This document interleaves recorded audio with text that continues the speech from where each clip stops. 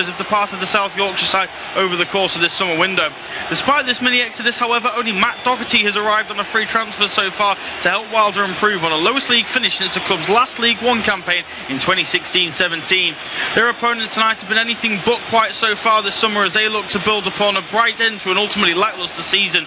Defender Christopher London, forward Luis Vasquez arrived from the continent, while former Borough defender Dale Fry arrives on a free to help continue a run of 5 league games unbeaten from last season. Both sides enjoyed safe passage to the second round of the EFL Cup after they both won their first competitive games of the campaign last week.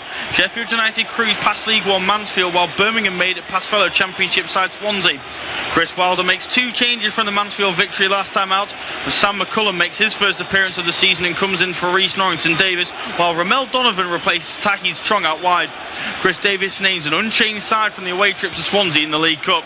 So for Sheffield United, it's Michael Cooper in goal, a back four of McCallum, McGuinness, Tanganga and Sariki, midfield 4 of O'Hare, Rothwell, Peck and Donovan, with Cannon and Bamford making up the front 2. As for Birmingham, it's Beadle in goal, a back 4 of Asai, Samuel, Neumann, Clara and Cochrane, Iwata and Solis make up the midfield 2, with Vicente, Peake and Stansfield supporting Prisk up top. Sheffield United host Birmingham City at Bramall Lane in the first Saturday 5:30 kick-off in the Championship this season. Both sides endured tricky and disappointing campaigns last time around, with the Blades stumbling to a 13th place finish, while Blues could only manage 10th in their chase for playoffs. Chris Wilder was very critical of his side throughout the majority of last season, which would explain why 6 first-team members have departed the South Yorkshire side over the course of this summer window. Despite this mini exodus, however, only Matt Doherty has arrived on a free transfer so far to help Wilder improve on a lowest league finish since the club's last League One campaign in 2016-17. Their opponents tonight have been anything but quiet so far this summer as they look to build upon a bright end to an ultimately lacklustre season. Defender Christopher London, forward Luis Vasquez arrived from the continent, while former Borough defender Dale Fry arrives on a free to help continue a run of 5 league games unbeaten from last season. Both sides enjoyed safe passage to the second round of the EFL Cup after they both won their first competitive games of the campaign last week. Sheffield United cruised past League One Mansfield, while Birmingham made it past fellow Championship side Swansea. Chris Wilder makes 2 changes from the Mansfield victory last time out, as Sam McCullum makes his first appearance of the season and comes in for Rhys Norrington-Davies, while Ramel Donovan replaces Taki Trong out wide. Chris Davis names an unchanged side from the away trip to Swansea in the League Cup. So for Sheffield United, it's Michael Cooper in goal, a back 4 of McCallum, McGuinness, Tanganga and Sariki, midfield 4 of O'Hare, Rothwell, Peck and Donovan, with Cannon and Bamford making up the front 2. As for Birmingham, it's Beadle in goal, a back 4 of Asai, Samuel, Neumann, Clara and Cochrane, Iwata and Solis make up the midfield 2, with Vicente, Peake and Stansfield supporting Prisk up top. Sheffield United host Birmingham City at Bramall Lane in the first Saturday 5:30 kick-off in the Championship this season. Both sides endured tricky and disappointing campaigns last time around, with the Blades stumbling to a 13th place finish, while Blues could only manage 10th in their chase for playoffs.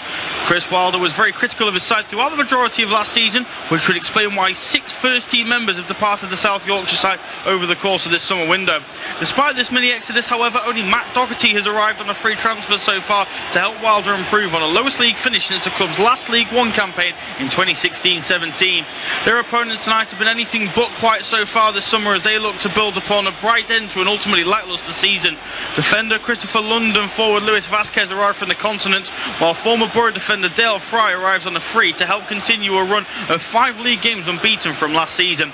Both sides enjoyed safe passage to the second round of the EFL Cup after they both won their first competitive games of the campaign last week. Sheffield United cruised past League One Mansfield, while Birmingham made it past fellow Championship side Swansea.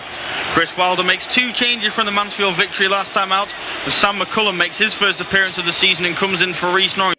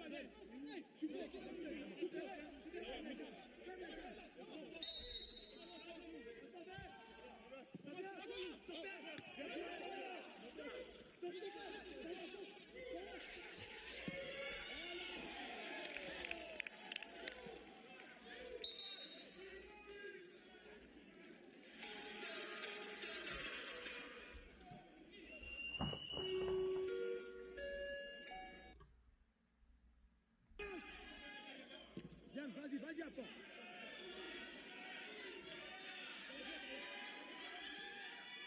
T'entends. Bien joué.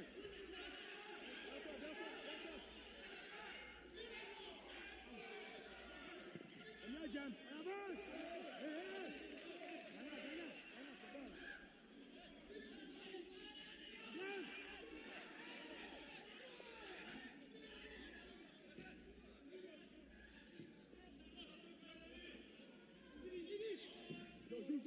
Joue.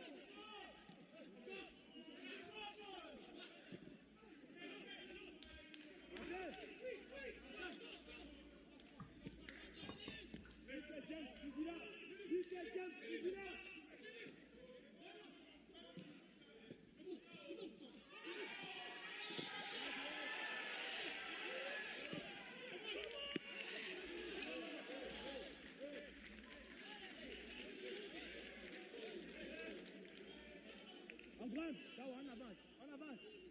Vas-y, tu es un côté.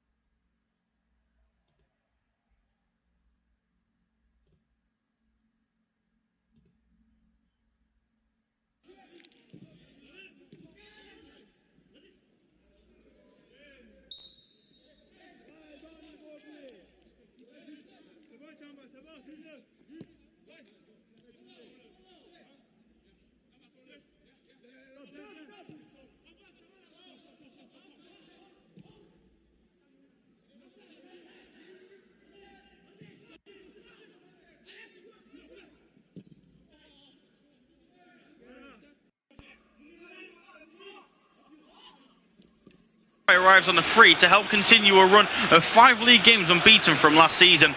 Both sides enjoyed safe passage to the second round of the EFL Cup after they both won their first competitive games of the campaign last week. Sheffield United cruised past League One Mansfield, while Birmingham made it past fellow Championship side Swansea. Chris Wilder makes 2 changes from the Mansfield victory last time out, and Sam McCullum makes his first appearance of the season and comes in for Reece Norrington-Davis, while Ramel Donovan replaces Taki Trong out wide. Chris Davis names an unchanged side from the away trip to Swansea in the League Cup. So for Sheffield United, it's Michael Cooper in goal, a back four of McCallum, McGuinness, Tanganga and Sariki, midfield 4 of O'Hare, Rothwell, Peck and Donovan, with Cannon and Bamford making up the front 2. As for Birmingham, it's Beadle in goal, a back four of Asei, Samuel, Neumann, Clara and Cochrane. Iwata and Solis make up the midfield 2, with Vicente, Peck and Stansfield supporting Prisk up top. Sheffield United host Birmingham City at Bramall Lane in the first Saturday 5:30 kick-off in the Championship this season. Both sides endured tricky and disappointing campaigns last time around, with the Blades stumbling to a 13th place finish, while Blues could only manage 10th in their chase for playoffs. Chris Wilder was very critical of his side throughout the majority of last season, which would explain why 6 first-team members have departed the South Yorkshire side over the course of this summer window. Despite this mini-exodus, however, only Matt Doherty has arrived on a free transfer so far to help Wilder improve on a lowest league finish since the club's last League One campaign in 2016-17. Their opponents tonight have been anything but quiet so far this summer, as they look to build upon a bright end to an ultimately lacklustre season. Defender Christopher Lund and forward Luis Vasquez arrived from the continent, while former Borough defender Dale Fry arrives on a free to help continue a run of 5 league games unbeaten from last season. Both sides enjoyed safe passage to the second round of the EFL Cup after they both won their first competitive games of the campaign last week. Sheffield United cruised past League One Mansfield, while Birmingham made it past fellow Championship side Swansea. Chris Wilder makes 2 changes from the Mansfield victory last time out, as Sam McCullum makes his first appearance of the season and comes in for Rhys Norrington-Davies, while Ramel Donovan replaces Tahith Trong out wide. Chris Davies names an unchanged side from the away trip to Swansea in the League Cup. So for Sheffield United, it's Michael Cooper in goal, a back four of McCallum, McGuinness, Tanganga and Sariki, midfield 4 of O'Hare, Rothwell, Peck and Donovan, with Cannon and Bamford making up the front 2. As for Birmingham, it's Beadle in goal, a back four of Asai, Samuel, Neumann, Clara and Cochrane. So very warm welcome to this independent off-tube studio-based commentary of this first Saturday 5:30 kick-off in the Championship at Bramall Lane between Sheffield United and Birmingham City. The two sides have just got underway in South Yorkshire, as it's a battle.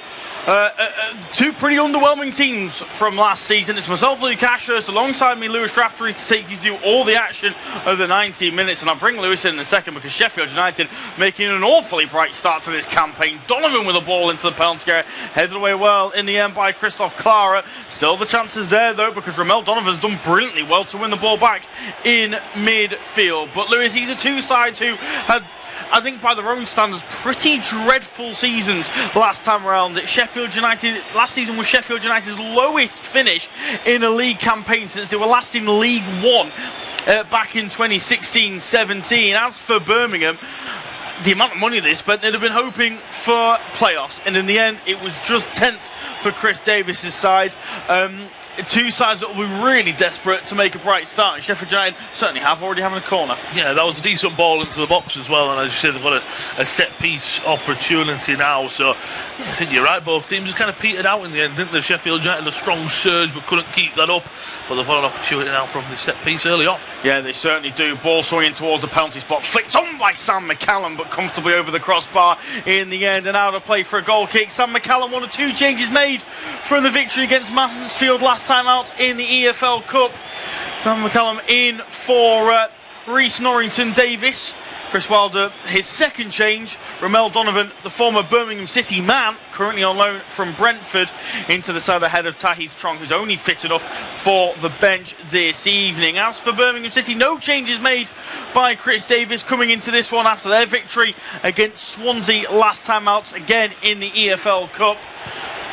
Both sides getting safe passage through to the second round, the first competitive game of the season, but first league game of the season, and we expect fireworks from the both. I'll run you through the lineups in a moment or so, but James Beadle has just hammered the ball long first time as it came bouncing towards his goal. Tanganga's gone over the top of forward August Prisk and seeing the ball bounce around in midfield before, I think, getting the game stopped by Gavin Ward as he's in a little bit of pain. We'll see a replay of it now, right over the top of Birmingham's number 9.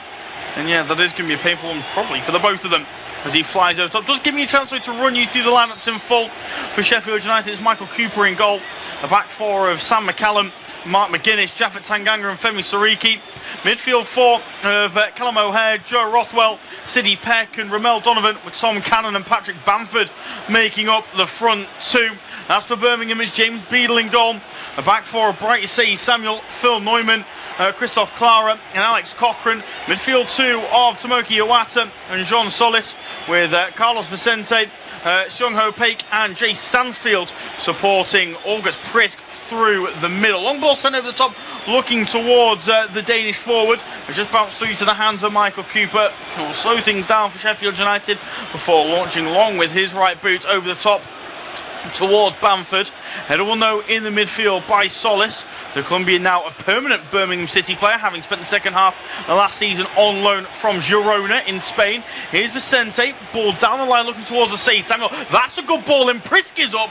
Tanganga's been caught from behind, and the referee will just blow for a free kick there as Tanganga has found himself in an awful lot of discomfort. But in the walls already, the Sheffield United skipper, and that's a crucial bit of defending there up against August Prisk. And I think it might have even been a bit of an elbow from the young forward. Yeah, looking at back on the replay, it's a bit shoulder elbow-esque, isn't it? A bit of both, as you're saying.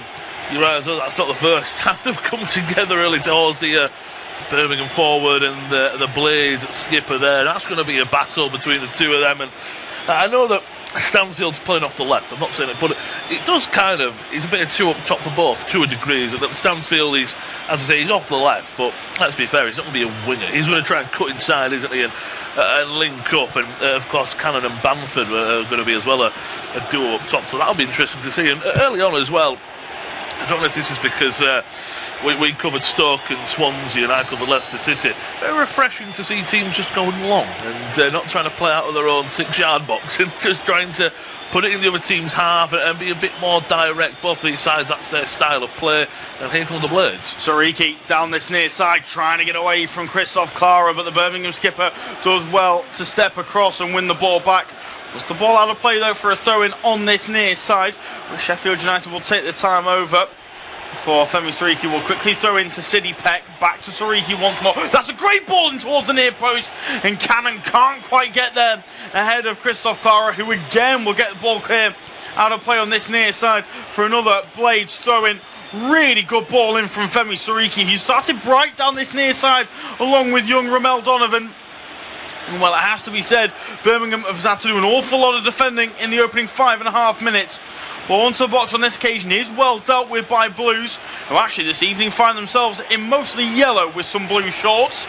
As once again Sheffield United win the ball back high over the field. Here's Sidney Peck over onto the far side for Sam McCallum, looking to try and get away from Bright Say Samuel, but he's been held up well.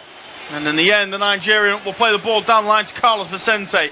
Decent ball down the line looking towards August Prisk, who's been held up by Jaffet Tanganga. Maybe slightly fortunate not to give away a free kick, the former Tottenham man, as he had a hold of the Danishman's shirt. And now here comes Sheffield United looking to respond. Cannon trying to be set free by Patrick Bamford. In the end, Cannon does well enough to win a corner over on the far side after the challenge from Phil Neumann. We'll see a replay of it now. In fact, it was Clara once again getting involved. Great challenge from the 26-year-old and another set-piece opportunity for Sheffield United. Brilliant start to this one at Bramall Lane so far. 6.5 minutes gone. It's independent off-tube studio-based commentary. It's Sheffield United 0, Birmingham City 0, and it's Sheffield United with a corner opportunity over on the far side to cause Blues some issues. I think it's Sidney Peck standing over this one over on the Sheffield United left, been heavily linked with a move to West Ham United. So far, this transfer window has Sidney Peck, but I'm sure Chris Wilder will be very keen to keep a hold of him. As a right-footed ball comes in towards the 6-yard box, good punch away from James Beadle. Really good goalkeeping from the Brighton loanee. Soriki will straight away though play the ball back out to Sidney Peck, who was canning the ball into one of his own players, straight out of play for a throw over on the far side. In fact, it was Peck himself who was caught there by the ball in from Joe Rothwell. And it'll just be a throw-in over on the far side for Birmingham. In terms of expectations for these two, Lewis, going into this season, obviously Birmingham, it is a playoffs at a minimum, I think, for Chris Davis. Otherwise, he might find himself in a little bit of trouble and potentially the job market. For Sheffield United, it's really, really tricky because we expect them to be in and around the playoffs, looking for promotion, especially with Chris Wilder as the manager. But a really tricky season last campaign, as we've already mentioned. He was very, very critical of his squad, was Chris Wilder. 6 first-team members have departed already this summer, with only 2 being brought in so far. That's Matt Doherty on a free from Wolverhampton Wanderers, and it's Ramel Donovan on loan from Sheffield, from Brentford, I should say. Sorry. So not a huge number of signings as all the strike comes in from inside the penalty area, but the foul's been given after the long throw into the box. Clara fouled there by Japhet Tanganga. But yeah, where do we see the season going for Sheffield United? Because I don't want to say they're a mess, but it certainly isn't settled at Bramall Lane. No, you spot on, they're not settled at all. And just as we see that up on our screens, of course, Calvin Phillips as well, back on loan. Yes. He spent the second half of the season on loan at Bramall Lane. I remember him getting a red card in the Steel Derby as well. So, but he's a quality player to bring in. But it almost feels a little bit that just stayed the same at the moment. To me, that's been the biggest problem. A bit standard. There's no movement from Sheffield United. It feels like it's the same squad for about 3 years. Whether they've gone up into the Premier League, if they stayed in the Championship or not. You feel that it's not breaking point of a bust that they might go down. I'm not saying that, but it's a breaking point of you need about 4 or 5 players to improve the team, don't you? And do they have the money for that, the funds and everything? I don't have a clue in that sense. And it's a good team, isn't it? But I think the problem they've got is so many others have strengthened well that they're not maybe as strong as others. Ball into the box, their opportunity. You look at Birmingham, others there have got opportunity. Attack continues. Sariki, ball towards the back post, slightly overhit. Cannon will do well to keep it in, and he hasn't. Straight out of plate for a goal kick. Yeah, we talk about Sheffield United's lack of business. Birmingham City have been anything but quiet in the transfer window. Christopher Lund and Luis Vazquez both brought in from Europe. Max Bird into the side from Bristol City. Dale Fry as well brought in from Middlesbrough. They've made John Solis's loan permanent. The 21-year-old midfielder James Beadle returns on loan from Brighton after a successful campaign last season. So pressure on Chris Davis, because it's not like the owners have, been reluctant to bring players in over the course of the summer. They've recognised the shortcomings from last campaign, and they've opened up the checkbook. That's good defending there from Phil Neumann as the ball comes over the top, looking towards Tom Cannon. It'll just bounce out of play now for a goal kick for James Beadle to take. Get the action areas up on our screen, the little graphic that we so often see, particularly in the EFL. So much of the game currently going on in Birmingham territory. Very little of it in Sheffield United's half. But here it is now with Birmingham in Blades territory. Just outside the halfway line, the centre circle, I should say, sorry, with John Solis. Onto the near side for Cochrane, down the line for Stanfield. We'll probably fancy a run here at Ramel Donovan, but he's just booted it against the former Birmingham City man, and it's how to play for a corner over on this near side. Jay Stansfield not overly happy with something, and so just having a quick word with somebody over on the Birmingham left. I think potentially Chung Ho Paik, who is across to take this corner. Birmingham have certainly got some big tall figures in this side. You look at Christoph Clara, Phil Neumann, Jay Stansfield, all players capable of winning headers. Paik will swing this one towards the near post. Heads go up. I think it was Sidney Peck's head that came off last. Indeed it was. Out of play for another corner again on this near side for Chung Ho Paik to take. The 29-year-old, decent delivery in towards the near post, but well read by Sidney Peck and away from danger, even if it was towards his own goal.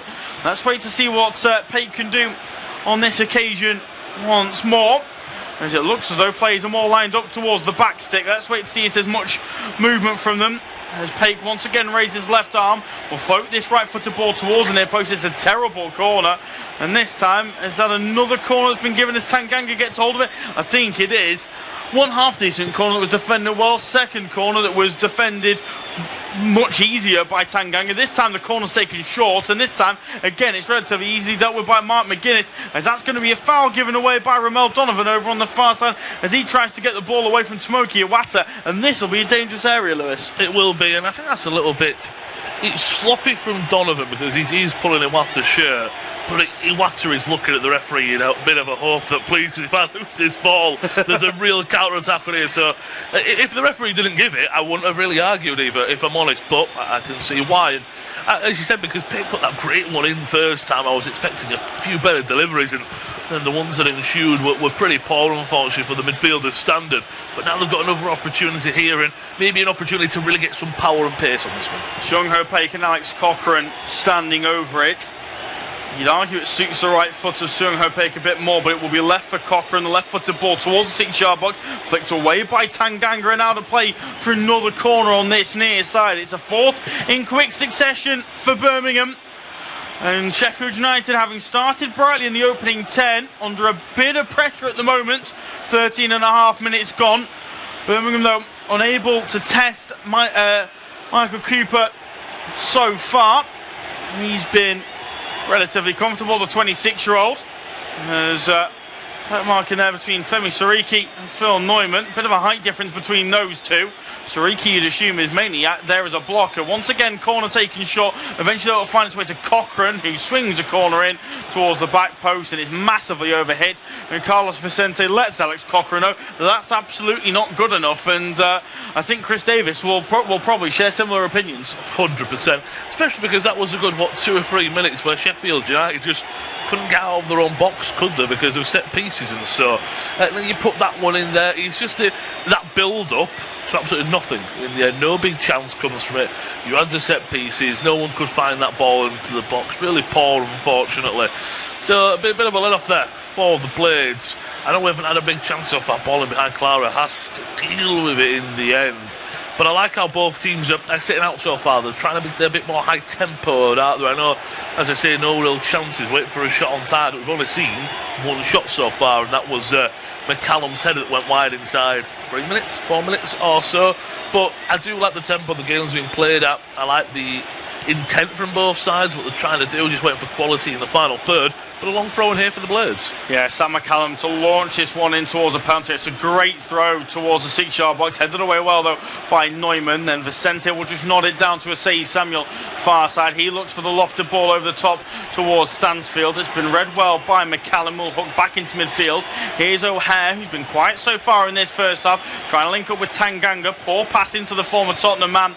Sees possession gathered by Asai Samuel over on the far side. Vicente then challenged well as he tries to come forward, and ball cleared out of play for a goal kick for Birmingham. You mentioned Birmingham playing, both sides playing a lot of fast-paced football. It was a criticism levelled an awful lot at the door of Birmingham throughout last season, that they were far too slow and that there wasn't enough pace in the side. Well, they've certainly tried to dispel those concerns early on in the season, because nearly 16 minutes in, they've been anything but slow-paced, and they've been far more direct than they ever were, I thought, last campaign. Long ball forward by Beadle is won by Prisk, down into Solis. He then feeds Cochrane near side. Early ball into the box is dealt with well, but Solis will gather once more. Now over onto the far side for Asai Samuel. Ball down the line is a good one into Carlos Vicente. Lays it off now for Iwata. Back to Vicente once more. Asai Samuel thought about the cross instead. We'll go back to Vicente. Was he fouled there by O'Hare? Referee says no. Linesman had a good view, and Sheffield United can get clear down the other end, but Beadle will take his time over it before waving players away, getting ready to send this one long, and will float it onto this near side again, looking for Stansfield. Sariki though wins the header under no real pressure. Stansfield didn't even get off the ground on that occasion. Claro then will play it back down the line to the former Fulham man, who holds onto the ball well under pressure and plays it back to Alex Cochrane, and then all the way back to James Beadle. Fair play to Sheffield United. You know, they wanted to come out the blocks fast. They didn't get the breakthrough that they were looking for. They've now settled into a pretty decent shape, and Birmingham are finding it difficult, certainly, to break through what I would argue is sort of a 4 at the back and a double pivot. I'll bring Lewis in the second. Attempted ball through to Tom Cannon, intercepted well by Neumann, and he'll launch down line for Vicente. That's a great flick on, looking towards Paik. Intercepted well though by McGuinness. Then Sidney Peck does well to keep hold of it in midfield, lays it off to Bamford. Bamford back into his own half for Sariki, who quickly runs into the space in Birmingham territory and plays the ball down the line to Ramel Donovan. Donovan back to Sariki inside the penalty area, away from Cochrane. Great challenge comes in from Clara, and he's won the free kick as well as a 26-year-old. Really good bit of play there from the Birmingham skipper, who has defended superbly so far in this one, and he needed to on that occasion because Sariki wasn't far away from getting a shooting opportunity. No, it was. I'm really enjoying this game so far. I know we haven't had chances, but just how both teams are playing, and you were spot on as well about Birmingham. We saw them a lot of times. Everything was low tempoed, wasn't it? Keep possession of the ball, very much the smaller style of play.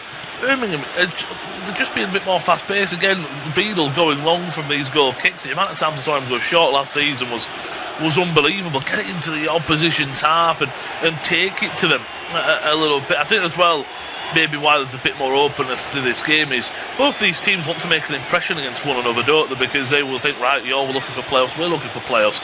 It's almost an opportunity opening weekend to take a chance, and I think we're just waiting for a bit of quality in the final third. Donovan, again, good run, but that's a poor ball into the back sticks. You spoke about O'Hare. We haven't really said him about a few times you've mentioned him, and as you say, it's almost a 4-4-2, isn't it? But maybe more 4-2-2, if you will, for the Blades. And O'Hare's on that left-hand side. I think he's struggling so far because he's not a winger. He's better a bit more central, and that's been the problem. But I really like how both teams are setting up so far. I just feel once we get that big chance, maybe the nerves might just calm down a little bit. Yeah, quite possibly. It's been a really enjoyable game so far, though. So if the nerves never go away, I'm certainly not going to complain from a neutral point of view. I'm sure both managers will prefer a little bit more control, especially Chris Davis. We know the way he likes his side to play. Although they've certainly come out firing in this one so far. Ball out of play over on the far side, just inside the Sheffield United half. Taken quickly by Bright Samuel down the line. Flicked on well by Prisk. And then gathered by McGuinness, who will just hook out of play once again for another throw over on the far side. Throw to be taken by August Prisk on this occasion, who I can only assume has a long throw to launch into the penalty area. He's getting ready to send this one in. Seems a bit of a waste of an aerial target having Prisk swing this one in, but I can only assume he's got a half decent throw in him. And I tell you what, it's not a bad throw at all, and his player's left stricken. I think Mark McGuinness it was that hit the deck, and the free kick's been given to the 25-year-old. That's a good throw in that from August Prisk, and it's something Sheffield United are going to have to be careful of, because that's a couple of occasions now those throw-ins have gone deeper than maybe you'd expect, and they've gotten unlucky because the whistle's blown twice. They are, and you're right in saying that. As soon as I saw Prisk go out there, basically you took the words out of my mouth that this needs to be a good long throw because you want him in the box, don't you? It's like when we see Kevin Danso for Spurs. He's got a great long throw, but you want him in the box. Yeah. Let's be quite fair. You'd want someone like him in the box. Same for Prisk. But when they can deliver something like that, you also go, well, you do have Newman and Clara and other players. Actually, it's one of them, isn't it, where you do. I just think players from set pieces with such like that have got to be a little bit more clever, haven't they? Because how many times do you see fouls like that given away? Long ball forward, here come the Blues. Yeah, great lofted ball over the top for Carlos Vicente. Tries to swing the ball into the penalty area. Really well defended in the end by Mark McGuinness, who had to drift out wide to get a hold of the Spanish forward. Really good run from him. Really good ball to find him as well. An opportunity once again from the corner. This time though over on the far side. Wait to see whether it's Young Ho Peck who swings this one in, or whether it's a different taker, given that it is on the opposite side. It looks like it's going to be Alex Cochrane to take, so a left-footed in-swinger from that far side. I much prefer an in-swinger to an out-swinger, I have to say. So I quite like the fact that Blues have gone with an in-swinger on both occasions. What I don't enjoy is a short corner, but it might work out well on this occasion, because Vicente picks it up inside the box, completely unmarked, able to get his shot off on goal. And he's mightily frustrated with himself because he struck it straight at a man in red and white. Let's have a look at the replay here again. Really good awareness from Seung Ho Peik to feed the Spaniard. And the 27-year-old, all he can do is hit Sam McCallum as he tries to fire the strike towards Michael Cooper's goal. Still the chances there though from the throw-in, which will be flung in by August Prisk towards the near post. McCallum challenges for it. McGuinness will head clear. Peck will then play back down the line for Prisk to win. Neumann will then keep hold of the ball, tries to swing that one into the box, appeals for a penalty, nothing given by the referee. Birmingham are furious as Phil Neumann goes down holding on to his knee, and now they're a man short of the back, and here comes Femi Sariki driving forward, tries to feed Ramel Donovan. It's a really poor pass out onto this near side and ball out of play for a Birmingham throw. Let's have a look at the replay. I don't think there's enough in that, Lewis, is there? No, not at all. It was just one that looked a little bit awkward in live viewing, and yeah, there's nowhere near enough in that. I think it's an awkward angle for the referee. I think if that's going to be given, you want that to come from your linesman, or the referee needs a bit of help. The linesman's flag stayed down as well, of course. So, but yeah, just really scrappy when it gets into those areas. I think it's a good decision from Gavin Ward, the official, this afternoon. Well, going into the evening. But just quickly going back to that short corner, as you said, I'm not a big fan of short corners either. But when at least they know what they're doing, I think they also probably adapted and thought, well, Vincente is on an island on his own. Let's quickly get it into him. He was worked well. It's not this take it short and just look at everyone going, what are you going to do? What are you going to do? Well worked by Birmingham. I mean, this is a better angle. I think Newman's looking, thinking, oh, can I just get that ball into the box? Can McCallum take? I think if anything, maybe Newman kicks McCallum more. Yeah, I was going to say, it's not one of those where a player kicks you on the side of a boot and there is a challenge in there. McCallum's not trying to win the ball, he's just trying to get a block in. I think that'd have been incredibly harsh to give a penalty, and I get the feeling that Gavin Ward, in my opinion at least, has made the right decision. Sariki now with a throw down this near side, looking for runners in behind. And Mel Donovan has hit the deck as Sariki goes to take it quickly. And in the end, all he can do is win another throw down this near side. Quarter of the way through this one at Bramall Lane, independent off-tube Sheeder-based commentary. Sheffield United 0, Birmingham City 0. Fascinating game of football so far. Sariki gets the ball into the box, cleared away well at the near post by Clara. I'm going to hand it over to Lewis to take us through to half-time. Cheers, Luke. It's been a great game so far, as you rightfully say. The Blades are coming forward down the left, going to find a ball into the box. Bamford, left for his paw from the former Leeds United man. Ball forward. Priski's putting Tanganga under a bit of pressure. Sariki will get there first. Once again, looking down the line for Donovan. Very much too much on that. Looks like Iwata, don't know if he's just been caught there from the ball from Bamford in a delicate area, or he might have pulled something from his light jogging off. It might just been he's been caught from the low cross from Bamford. Throwing long, looking for the run of Prisk. I mean, he's been an absolute menace to that back line for Sheffield United all afternoon long so far. Battle in the midfield for the ball. Donovan, who's Cochrane goes into the back of him, and should be a throw-in for the Blades. It will be. Neither man really asking for the free kick. I like as well how both teams are just getting on with the business. On ball forward, looking for Cannon. Will it fall for O'Hare in the box? Does his best to keep it alive. I'll say Samuel will come away with it and to go long, only as far as Tanganga. Lovely first touch, plays it forward. Will find the feet of Bamford. For options, he's forced to go back to Sariki. I think Bamford could make his way into the penalty area. Donovan back to Sariki, played forward for Bamford. It's fizzed into the feet of the Blades. Forward, Peck down the right hand side to Sariki. Ball in the box, takes a flick. Bamford with a strike. It's just wide. I thought that was just creeping in the corner of the goal there. Acrobatic strike from Bamford. That deflection, man, it just felt a bit kinder for Patrick Bamford. It did have Beadle watching it backwards. He's scrambling. He dives for it. I don't know if that's a dive to one for the cameras, as you would see how he felt confident there. But just for a split second, I thought that might find its way into the back. Yeah, it was certainly travelling, wasn't it? That deflection from the cross from Femi Sariki just sort of allowed the ball to hang in the air and allow Bamford to go for the acrobatic. It's an audacious effort, it has to be said, from the former Leeds United man, but it's not a bad effort at all. And just seeing the stats on the screen, what a signing he's been. Really, really great, top decision from Chris Wilder to bring him in. You know, he had his injury problems towards the back end of his career at Leeds, but the fact of the matter is, since the start of November 2025, no player has scored more in all competitions for Sheffield United than Patrick Bamford with 14. He's a very, very, very talented footballer at this level in particular. So yeah, excellent to see that Chris Wilde's been able to get the best out of him. I know the two of them haven't necessarily been the best of friends in the past, but at the end of the day, Quality respects quality, and Bamford, Wilder's a quality manager, and Bamford is a quality striker, and that's exactly why we've seen him score 14 goals in all competitions since November 2025. I think as well, he's that kind of striker that I think benefits playing with the two up top, if I'm honest, and that helps out with how the Blades want to play. Here come the Blues. Iwata spreads the play to the left to Stansfield, into Solis. He's got an overlapping run from Cochrane. Can he find a ball into the box? That's a lovely delivery into the box. Was it the corner, or was it last off of Peake, or was one of the defenders able to get there? But that's the delivery we know that the full-back has. Takes a touch, maybe just doesn't get out to him quicker of Sarika. It was last off of Shunyo Peake. That's the delivery. I think he could do better, but he's also got two Blades defenders on him, and that makes it a little bit more awkward. I don't really want Seung Ho Peake challenging for it in there. That's where you want August Prisk running into. It's a really great ball in from Alex Cochrane, who's shown an awful lot of quality with his left boot already this evening. Mightily impressive delivery.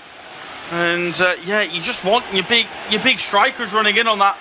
Stansfield had made a decent run towards the near post while the ball was still being played at pace, so I don't mind where he ended up, but I want August Prisk running in between the sticks, ready to get on the end of any sort of ball with pace. And that was a good opportunity in the end. As you said, I'm not sure Seung Ho Peake himself could do much more with. No, I think he does well to get his head on the end of it. Goes wide in the end. Scrappy in the middle, but the Blades come away with it. O'Hare back to Peck, and up for 1-2 with Rothwell. McCallum pokes it forward for Bamford. Back to McCallum. Peck's going to slide in to win it. Back to Rothwell. Just that sitter, more of a presence. I don't want to call him a journeyman too much, but he has played in so many different places now. Good ball into the box. The Sheffield United dealt with though by Kalara. Nice touch by Vincente, cuts inside. There might be a counter-attack on here if they can play the cards right. Down the right-hand side, Prisk has made a good central run. Still on the ball is Seung Ho Peake. To his right-hand side's got Vicente. Does slow it down, but that deflection falls for Seung Ho Peake. Edge of the area, big tackle coming in from Rothwell. Had to get that one right, but Solis is there to sweep up and clean up for Birmingham. Clara spreads the play to the left to Cochrane, into Stansfield. He does love a run at a full-back, got a one-on-one against Sariki. Credit to Donovan there, who gets back and helps out. Donovan back to Sariki. Good deflection there from Stansfield to fall its way back to Solis. Peake, 1-2. Maybe Solis not expecting that ball back or head. Does he do enough to win a free kick? Yes, he does. It was Donovan, apologies, on that right-hand side. Solis isn't happy.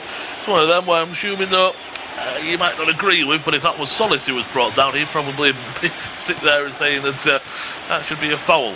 Referee. It was unfortunate that Ho Peake played it back to him, because I don't think he really wanted that pass, and he tries to get his body in the way.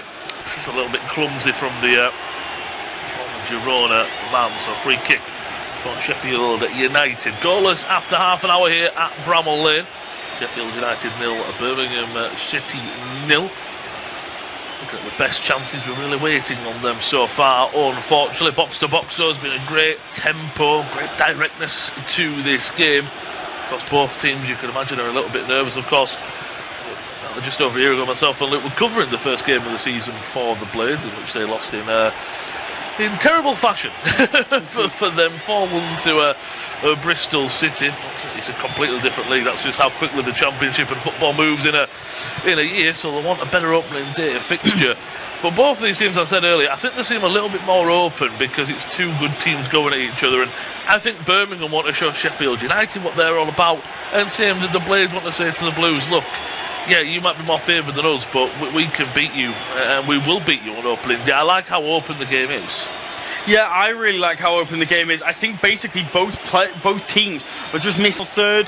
Tyrese Campbell is on the bench, and he's a player I'm a big fan of, so he could potentially be a really, really good option to bring off the bench later on. Should Chris Wilder feel they need him for Birmingham. I like Jay Stansfield a lot, but Damari Gray, I feel like, again, would have a lot of joy in this game. So he's just missing that split decision in the final third, which can really, take advantage of a moment in this one. We've seen, sort of half chances really created by the likes of Alex Cochrane, but lack of proper decision makers in the side is maybe costing both teams at the moment. I agree with that. I feel some of the crosses haven't been up to par. This is a chance for a cross from a set piece. Cochrane floats with him. Again, that was really poor for me. Sheffield United, too easy for them to deal with it. Isaiah Samuel out to the right hand side to send it. Now another ball will come into the box just behind Priss. Tries to bring it down, but it is intercepted, and the Blades come away with the ball down the right hand side. Another poor ball picked up by Donovan. Watter, he pokes it forward to Briskin. Get a 1-2 off the back of his number 9 down the right hand side. Heavy touch there from Vincente, and he will lose. He'll lose the ball, and a free kick will be given. Again, it's a heavy touch, and then he catches McCallum. And I think that just sums it up, Vicente there. That ball into his feet, just not eyes on the ball. It's a heavy touch, and he's scrambling to get the second one. McCallum's there first. It's a little bit of a whack and a free kick. You just feel that if Vicente takes a good first touch, can run at his man, he can find a ball into the box.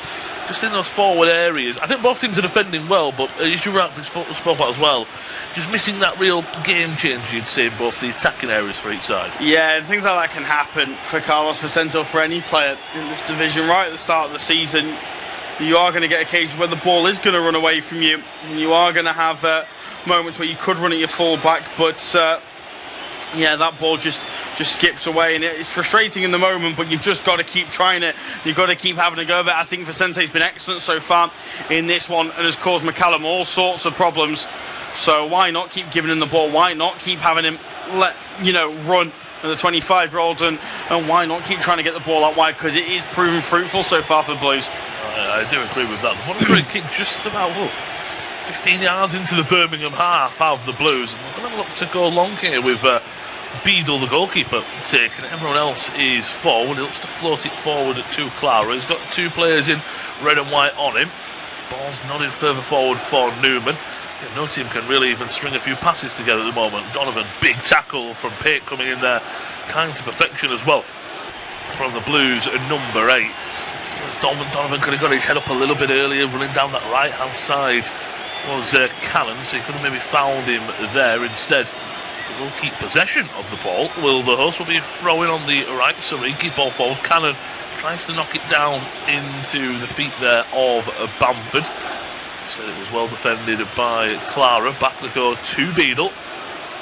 Looks to go along down that left hand flank for Prisk once again, himself and Tanganga. Been a great battle for the forward and the Sheffield United skipper. Fouled a few times there, Donovan, you felt, just trying to bite at his heels almost. So free kick for the Blades, and as well, maybe I want to say free kicks. Good game as we said so far, but maybe the momentum and missing a bit of fluidity, because there have been fouls that are kind of racking up, these little fouls that stop the flow of the game.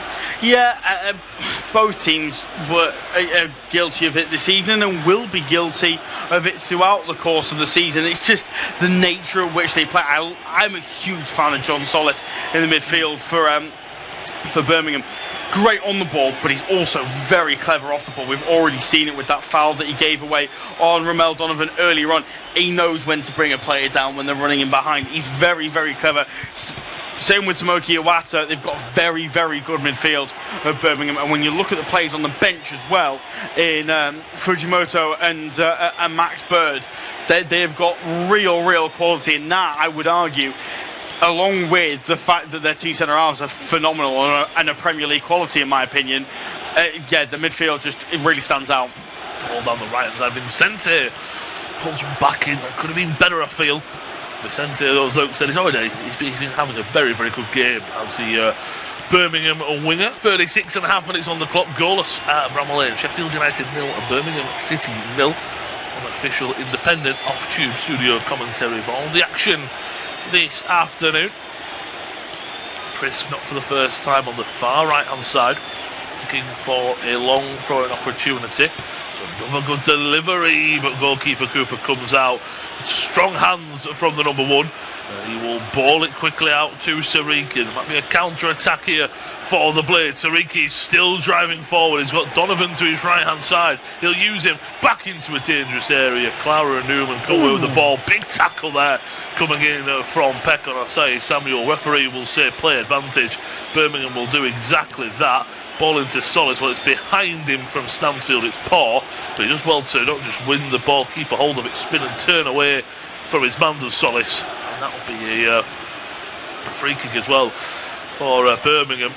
As you spoke about him, I was very impressed by his loan spell last year. He's big and strong, but he can, to me, just do everything to a very, very good level. Can Solis? He can win you the ball. He can dictate the play. I think he's well, the problem is the assignments to Hopek or Iwata. I know both players are playing this afternoon, but I feel Solis would be the number 1 midfielder on the team sheet from what I have seen. Cochrane will take said free kick on the halfway line, just a few yards inside the Birmingham half. Lost it though. Rothwell picks it up on the left-hand side. Follows with the plate to the left-hand side, I should say, but back he goes to McGuinness, and game has just lost a little bit of intensity. A lovely touch there from McCallum down the left. He's further to his left-hand side. O'Hare, but we'll go centrally to Peck. Tanganga goes all the way from left to right in just a few seconds. Tanganga into Peck and back to Rothwell, who's just sitting in between the two centre-backs at the moment. Ball forward by McCallum, down the left-hand side looking for O'Hare. It's well defended by Osei Samuel, just too big, too strong. Good positioning, good body positioning as well. And he goes out of play for a goal kick. And you think at this point now, which match with 39 minutes into the game, 38 and a half on the clock, he's in a bit of, no one wants to make that first mistake, no one wants to make that first push, because that opening 25, maybe push for 30 minutes, I felt there was a lot of energy there, a lot of trying. In the last few moments, apart from any set pieces, I think in play both teams are struggling a little bit. Maybe a little bit. I do think at this stage of the season, with the conditions that both teams are playing in, because it's quite hot in South Yorkshire at the minute, you're going to struggle to keep up that intensity for 45 minutes straight. So I think potentially both teams looking at it and go just over 5 minutes to go till half time, maybe tone things down a little bit. But I also just think as well, games naturally hit a little bit of a lull. I think still both teams are going for it, but as you've said, right before half time, do you want to be conceding that first goal? Is the reward worth the risk? Maybe at this stage of the half, possibly not.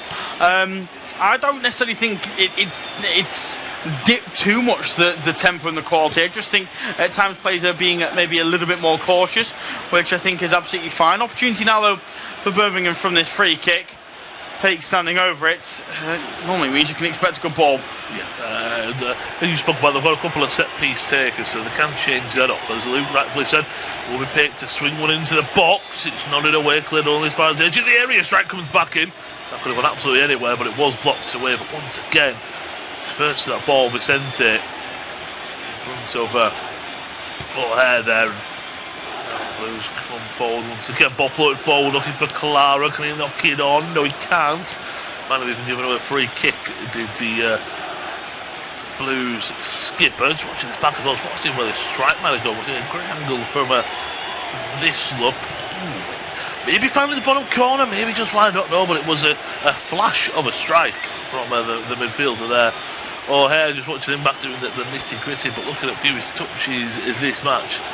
Well, he's in the bottom 5 with 15, Cannon 8, Prisk 11, 13 for Cooper and 14 for Bamford. So he's showing that back 4 and midfield 4, well, midfield 3, O'Hare, they're seeing a lot of the ball. That we're not playing with how many times do you see the goalkeepers have the most touches of the ball with teams and systems. But you do need to get the better players involved, and a lot sooner for I would say the Blades especially. I was going to say I'm not overly surprised by that list at all, and I don't think either manager will be too disappointed. At the end of the day, Chris Wilder's not going to want his goalkeeper touching the ball too often. I don't think it's overly surprising that Bamford, Cannon and Prisk, the 3 strikers, haven't had a huge amount of the ball. I'll break up because here comes Vicente down the far side. Back to Osei Samuel, and once again the last final pass is a poor one. Keep the ball though will the visitors, looking for that opener. Up to the right hand side. Ball into the box from Asai Samuel. Too much on it, over the head of Jay Stansfield. Cochrane, nice first few touches. Whips one into the box, cleared away. And it is the players who are under the Kosh right. And now Asai Samuel cuts inside. Left footed effort. Shot come cross. Looked to be. He's never kept his balance and just trickles wide of the mark. Ian Yates watching this back. Yeah, he was. Sometimes watching it back, don't you? You can tell, oh, they went for a shot, they didn't go for a shot, it was a cross. You watch that back and he just never gets his boot over it to really whip it and bend it there. Yeah, well, I think he always wants to go on his right boot, and I think he was reluctant to shoot because of the fallback. How often do you want to be letting fly on your weak foot? However, the space opened up, and I don't think anybody could have complained had he, confidently let fly with his weak boot. In the end, it wasn't confident, and that's why you see the ball go the way where it does, because he's not struck with any conviction. But really, really good from Birmingham. They've done very, very well, I think, this evening so far, of just keeping the ball in a relatively dangerous area. Yeah, okay, they've not forced Cooper into save after save after save. What they have done is they've basically kept Sheffield United defending for 5-10 minutes at a time, and it's worked out pretty well. Whereas Sheffield United have probably had the more dangerous attacks and have probably looked more dangerous in isolated moments, but they've come with 5-minute spells in between. What you want is what Birmingham got, which is just the ball just in a dangerous area for a period of time. I think it's more with that. Now forward come the Blades. Last, just over a minute of the first 45. We'll see what stoppage time we've got. Battle away there is Iwata and Pex. Big tackles coming in the middle. It's got an old school vibe to it, this game, hasn't it? Without, in terms of how each side are playing a bit more direct, ball over the top, looking for the run of Cannon. Way too much on that one. I feel as well, I think Tom Cannon, of course, the seasons he's had, I thought we would have done a little bit more at the Blades. Of course, a big transfer, wasn't it? Cannon, ball forward, nodded on by Bamford, looking for said Cannon. That's a lovely interception there, and now the Blues have got a bit of space again. Both teams are allowing space, but the other team are taking advantage. Could the Blues now? Vicente, ball into the box. Cooper has to come and claim, but as you would expect, confidently does exactly that. If you're a defender, you've got Cooper behind you to doing all of that and taking confidence approach to it. You'll be quite happy. We'll punt it long. Bamford that time. Come off of his head half of Kalara's and out for a throw-in, just a few seconds away from any stoppage time at the back end of the first half to be given. Can't see too much. Don't remember too many blocks of pauses. Left hand side, quickly into O'Hare. It's not great throwing, but O'Hare keeps possession for the hosts. Currently goalless, going into the 45th minute mark. 1 minute of stoppage time, and both teams going into the half-time period goalless between the two sides. And will either manager be a little bit happier? Will they both be feeling a bit of frustration and a little bit of underwhelmment at half-time? Maybe. I think obviously Sheffield United came out the blocks and looked like they wanted to get that early goal. They didn't. But, these are two sides who I think are very, very evenly matched on paper, and it's not overly surprising that, no, there hasn't been a breakthrough found. I think both managers will just feel that in isolated moments they could have done better, but it's the first game of the season, and that's always going to be the case. It is. Still trying to find fitness and sharpness, I have to say. Maybe one more chance for Sheffield United. Donovan twisting his defender inside and out, goes for a strike, perhaps a cross. Takes a deflection off the back leg of Cochrane into the arms of Beadle. All eyes on the referee. That will be half-time, blown by Gavin Ward. Well, no real chances to hammer home. Great tempo and intensity and intent to this game from both sides. No chances, though, to hammer home. No shots on target. We'll be back in 15 minutes. Half-time at Bramall Lane. Sheffield United 0, Birmingham 0.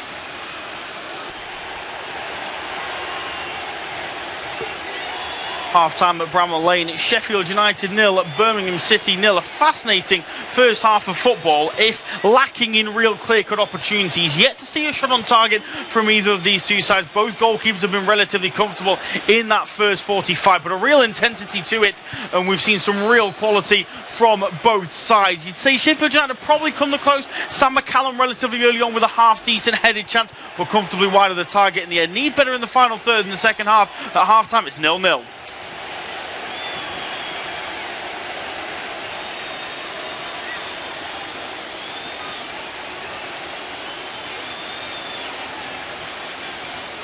Half-time at Bramall Lane, it's Sheffield United 0 at Birmingham City 0. A fascinating first half of football, if lacking in real clear-cut opportunities. Yet to see a shot on target from either of these two sides. Both goalkeepers have been relatively comfortable in that first 45, but a real intensity to it, and we've seen some real quality from both sides. You'd say Sheffield United probably come the close. Sam McCallum relatively early on with a half-decent headed chance, but comfortably wide of the target in the end. Need better in the final third in the second half. At half-time, it's 0-0. Half-time at Bramall Lane, it's Sheffield United 0 at Birmingham City 0. A fascinating first half of football, if lacking in real clear-cut opportunities. Yet to see a shot on target from either of these two sides. Both goalkeepers have been relatively comfortable in that first 45, but a real intensity to it, and we've seen some real quality from both sides. You'd say Sheffield United probably come the close. Sam McCallum relatively early on with a half-decent headed chance, but comfortably wide of the target in the end. Need better in the final third in the second half. At half-time, it's 0-0. Half-time at Bramall Lane, it's Sheffield United 0 at Birmingham City 0. A fascinating first half of football, if lacking in real clear-cut opportunities. Yet to see a shot on target from either of these two sides. Both goalkeepers have been relatively comfortable in that first 45, but a real intensity to it, and we've seen some real quality from both sides. You'd say Sheffield United probably come the close. Sam McCallum relatively early on with a half-decent headed chance, but comfortably wide of the target in the end. Need better in the final third in the second half. At half-time, it's 0-0. Half-time at Bramall Lane, it's Sheffield United 0 at Birmingham City 0. A fascinating first half of football, if lacking in real clear-cut opportunities. Yet to see a shot on target from either of these two sides. Both goalkeepers have been relatively comfortable in that first 45, but a real intensity to it, and we've seen some real quality from both sides. You'd say Sheffield United probably come the close. Sam McCallum relatively early on with a half-decent headed chance, but comfortably wide of the target in the end. Need better in the final third in the second half. At half-time, it's 0-0. Half-time at Bramall Lane, it's Sheffield United 0 at Birmingham City 0. A fascinating first half of football, if lacking in real clear-cut opportunities. Yet to see a shot on target from either of these two sides. Both goalkeepers have been relatively comfortable in that first 45, but a real intensity to it, and we've seen some real quality from both sides. You'd say Sheffield United probably come the close. Sam McCallum relatively early on with a half-decent headed chance, but comfortably wide of the target in the end. Need better in the final third in the second half. At half-time, it's 0-0. Half-time at Bramall Lane, it's Sheffield United 0 at Birmingham City 0. A fascinating first half of football, if lacking in real clear-cut opportunities. Yet to see a shot on target from either of these two sides. Both goalkeepers have been relatively comfortable in that first 45, but a real intensity to it, and we've seen some real quality from both sides. You'd say Sheffield United probably come the close. Sam McCallum relatively early on with a half-decent headed chance, but comfortably wide of the target in the end. Need better in the final third in the second half. At half-time, it's 0-0. Half-time at Bramall Lane, it's Sheffield United 0 at Birmingham City 0. A fascinating first half of football, if lacking in real clear-cut opportunities. Yet to see a shot on target from either of these two sides. Both goalkeepers have been relatively comfortable in that first 45, but a real intensity to it, and we've seen some real quality from both sides. You'd say Sheffield United probably come the close. Sam McCallum relatively early on with a half-decent headed chance, but comfortably wide of the target in the end. Need better in the final third in the second half. At half-time, it's 0-0. Half-time at Bramall Lane, it's Sheffield United 0 at Birmingham City 0. A fascinating first half of football, if lacking in real clear-cut opportunities. Yet to see a shot on target from either of these two sides. Both goalkeepers have been relatively comfortable in that first 45, but a real intensity to it, and we've seen some real quality from both sides. You'd say Sheffield United probably come the close. Sam McCallum relatively early on with a half-decent headed chance, but comfortably wide of the target in the end. Need better in the final third in the second half. At half-time, it's 0-0. Half-time at Bramall Lane, it's Sheffield United 0 at Birmingham City 0. A fascinating first half of football, if lacking in real clear-cut opportunities. Yet to see a shot on target from either of these two sides. Both goalkeepers have been relatively comfortable in that first 45, but a real intensity to it, and we've seen some real quality from both sides. You'd say Sheffield United probably come the close. Sam McCallum relatively early on with a half-decent headed chance, but comfortably wide of the target in the end. Need better in the final third in the second half. At half-time, it's 0-0. Half-time at Bramall Lane, it's Sheffield United 0 at Birmingham City 0. A fascinating first half of football, if lacking in real clear-cut opportunities. Yet to see a shot on target from either of these two sides. Both goalkeepers have been relatively comfortable in that first 45, but a real intensity to it, and we've seen some real quality from both sides. You'd say Sheffield United probably come the close. Sam McCallum relatively early on with a half-decent headed chance, but comfortably wide of the target in the end. Need better in the final third in the second half. At half-time, it's 0-0. Half-time at Bramall Lane, it's Sheffield United 0 at Birmingham City 0. A fascinating first half of football, if lacking in real clear-cut opportunities. Yet to see a shot on target from either of these two sides. Both goalkeepers have been relatively comfortable in that first 45, but a real intensity to it, and we've seen some real quality from both sides. You'd say Sheffield United probably come the close. Sam McCallum relatively early on with a half-decent headed chance, but comfortably wide of the target in the end. Need better in the final third in the second half. At half-time, it's 0-0. Half-time at Bramall Lane, it's Sheffield United 0 at Birmingham City 0. A fascinating first half of football, if lacking in real clear-cut opportunities. Yet to see a shot on target from either of these two sides. Both goalkeepers have been relatively comfortable in that first 45, but a real intensity to it, and we've seen some real quality from both sides. You'd say Sheffield United probably come the close. Sam McCallum relatively early on with a half-decent headed chance, but comfortably wide of the target in the end. Need better in the final third in the second half. At half-time, it's 0-0. Half-time at Bramall Lane, it's Sheffield United 0 at Birmingham City 0. A fascinating first half of football, if lacking in real clear-cut opportunities. Yet to see a shot on target from either of these two sides. Both goalkeepers have been relatively comfortable in that first 45, but a real intensity to it, and we've seen some real quality from both sides. You'd say Sheffield United probably come the close. Sam McCallum relatively early on with a half-decent headed chance, but comfortably wide of the target in the end. Need better in the final third in the second half. At half-time, it's 0-0.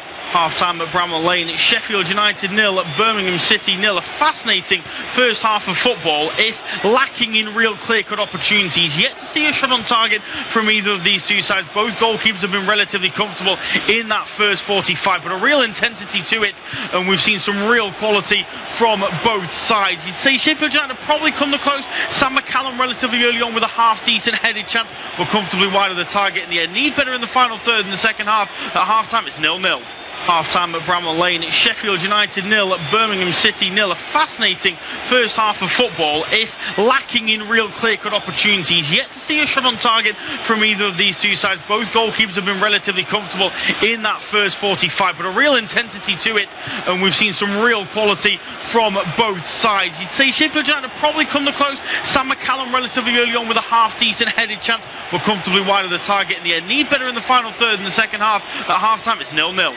Half-time at Bramall Lane, it's Sheffield United 0 at Birmingham City 0. A fascinating first half of football, if lacking in real clear-cut opportunities. Yet to see a shot on target from either of these two sides. Both goalkeepers have been relatively comfortable in that first 45, but a real intensity to it, and we've seen some real quality from both sides. You'd say Sheffield United probably come the close. Sam McCallum relatively early on with a half-decent headed chance, but comfortably wide of the target in the end. Need better in the final third in the second half. At half-time, it's 0-0.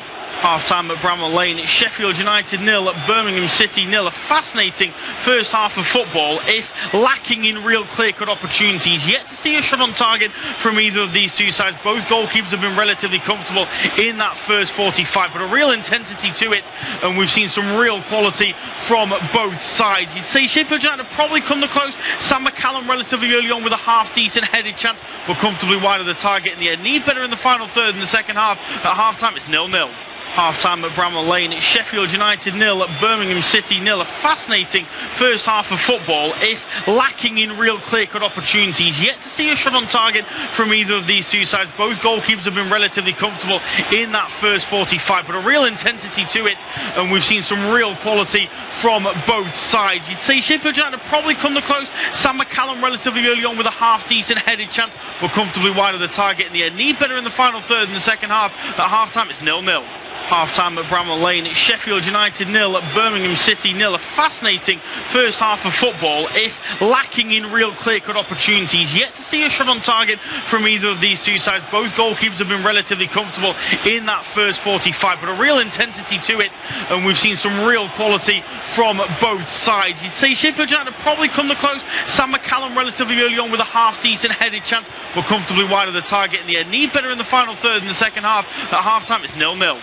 Half-time at Bramall Lane, it's Sheffield United 0 at Birmingham City 0. A fascinating first half of football, if lacking in real clear-cut opportunities. Yet to see a shot on target from either of these two sides. Both goalkeepers have been relatively comfortable in that first 45, but a real intensity to it, and we've seen some real quality from both sides. You'd say Sheffield United probably come the close. Sam McCallum relatively early on with a half-decent headed chance, but comfortably wide of the target in the end. Need better in the final third in the second half. At half-time, it's 0-0. Half-time at Bramall Lane, it's Sheffield United 0 at Birmingham City 0. A fascinating first half of football, if lacking in real clear-cut opportunities. Yet to see a shot on target from either of these two sides. Both goalkeepers have been relatively comfortable in that first 45, but a real intensity to it, and we've seen some real quality from both sides. You'd say Sheffield United probably come the close. Sam McCallum relatively early on with a half-decent headed chance, but comfortably wide of the target in the end. Need better in the final third in the second half. At half-time, it's 0-0. Half-time at Bramall Lane, it's Sheffield United 0 at Birmingham City 0. A fascinating first half of football, if lacking in real clear-cut opportunities. Yet to see a shot on target from either of these two sides. Both goalkeepers have been relatively comfortable in that first 45, but a real intensity to it, and we've seen some real quality from both sides. You'd say Sheffield United probably come the close. Sam McCallum relatively early on with a half-decent headed chance, but comfortably wide of the target in the end. Need better in the final third in the second half. At half-time, it's 0-0. Half-time at Bramall Lane, it's Sheffield United 0 at Birmingham City 0. A fascinating first half of football, if lacking in real clear-cut opportunities. Yet to see a shot on target from either of these two sides. Both goalkeepers have been relatively comfortable in that first 45, but a real intensity to it, and we've seen some real quality from both sides. You'd say Sheffield United probably come the close. Sam McCallum relatively early on with a half-decent headed chance, but comfortably wide of the target in the end. Need better in the final third in the second half. At half-time, it's 0-0. Half-time at Bramall Lane, it's Sheffield United 0 at Birmingham City 0. A fascinating first half of football, if lacking in real clear-cut opportunities. Yet to see a shot on target from either of these two sides. Both goalkeepers have been relatively comfortable in that first 45, but a real intensity to it, and we've seen some real quality from both sides. You'd say Sheffield United probably come the close. Sam McCallum relatively early on with a half-decent headed chance, but comfortably wide of the target in the end. Need better in the final third in the second half. At half-time, it's 0-0.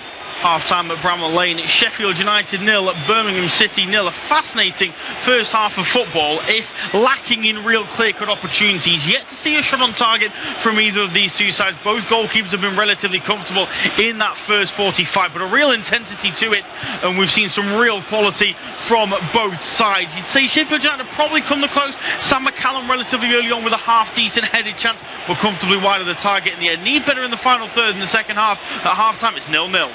Half-time at Bramall Lane, it's Sheffield United 0 at Birmingham City 0. A fascinating first half of football, if lacking in real clear-cut opportunities. Yet to see a shot on target from either of these two sides. Both goalkeepers have been relatively comfortable in that first 45, but a real intensity to it, and we've seen some real quality from both sides. You'd say Sheffield United probably come the close. Sam McCallum relatively early on with a half-decent headed chance, but comfortably wide of the target in the end. Need better in the final third in the second half. At half-time, it's 0-0. Half-time at Bramall Lane, it's Sheffield United 0 at Birmingham City 0. A fascinating first half of football, if lacking in real clear-cut opportunities.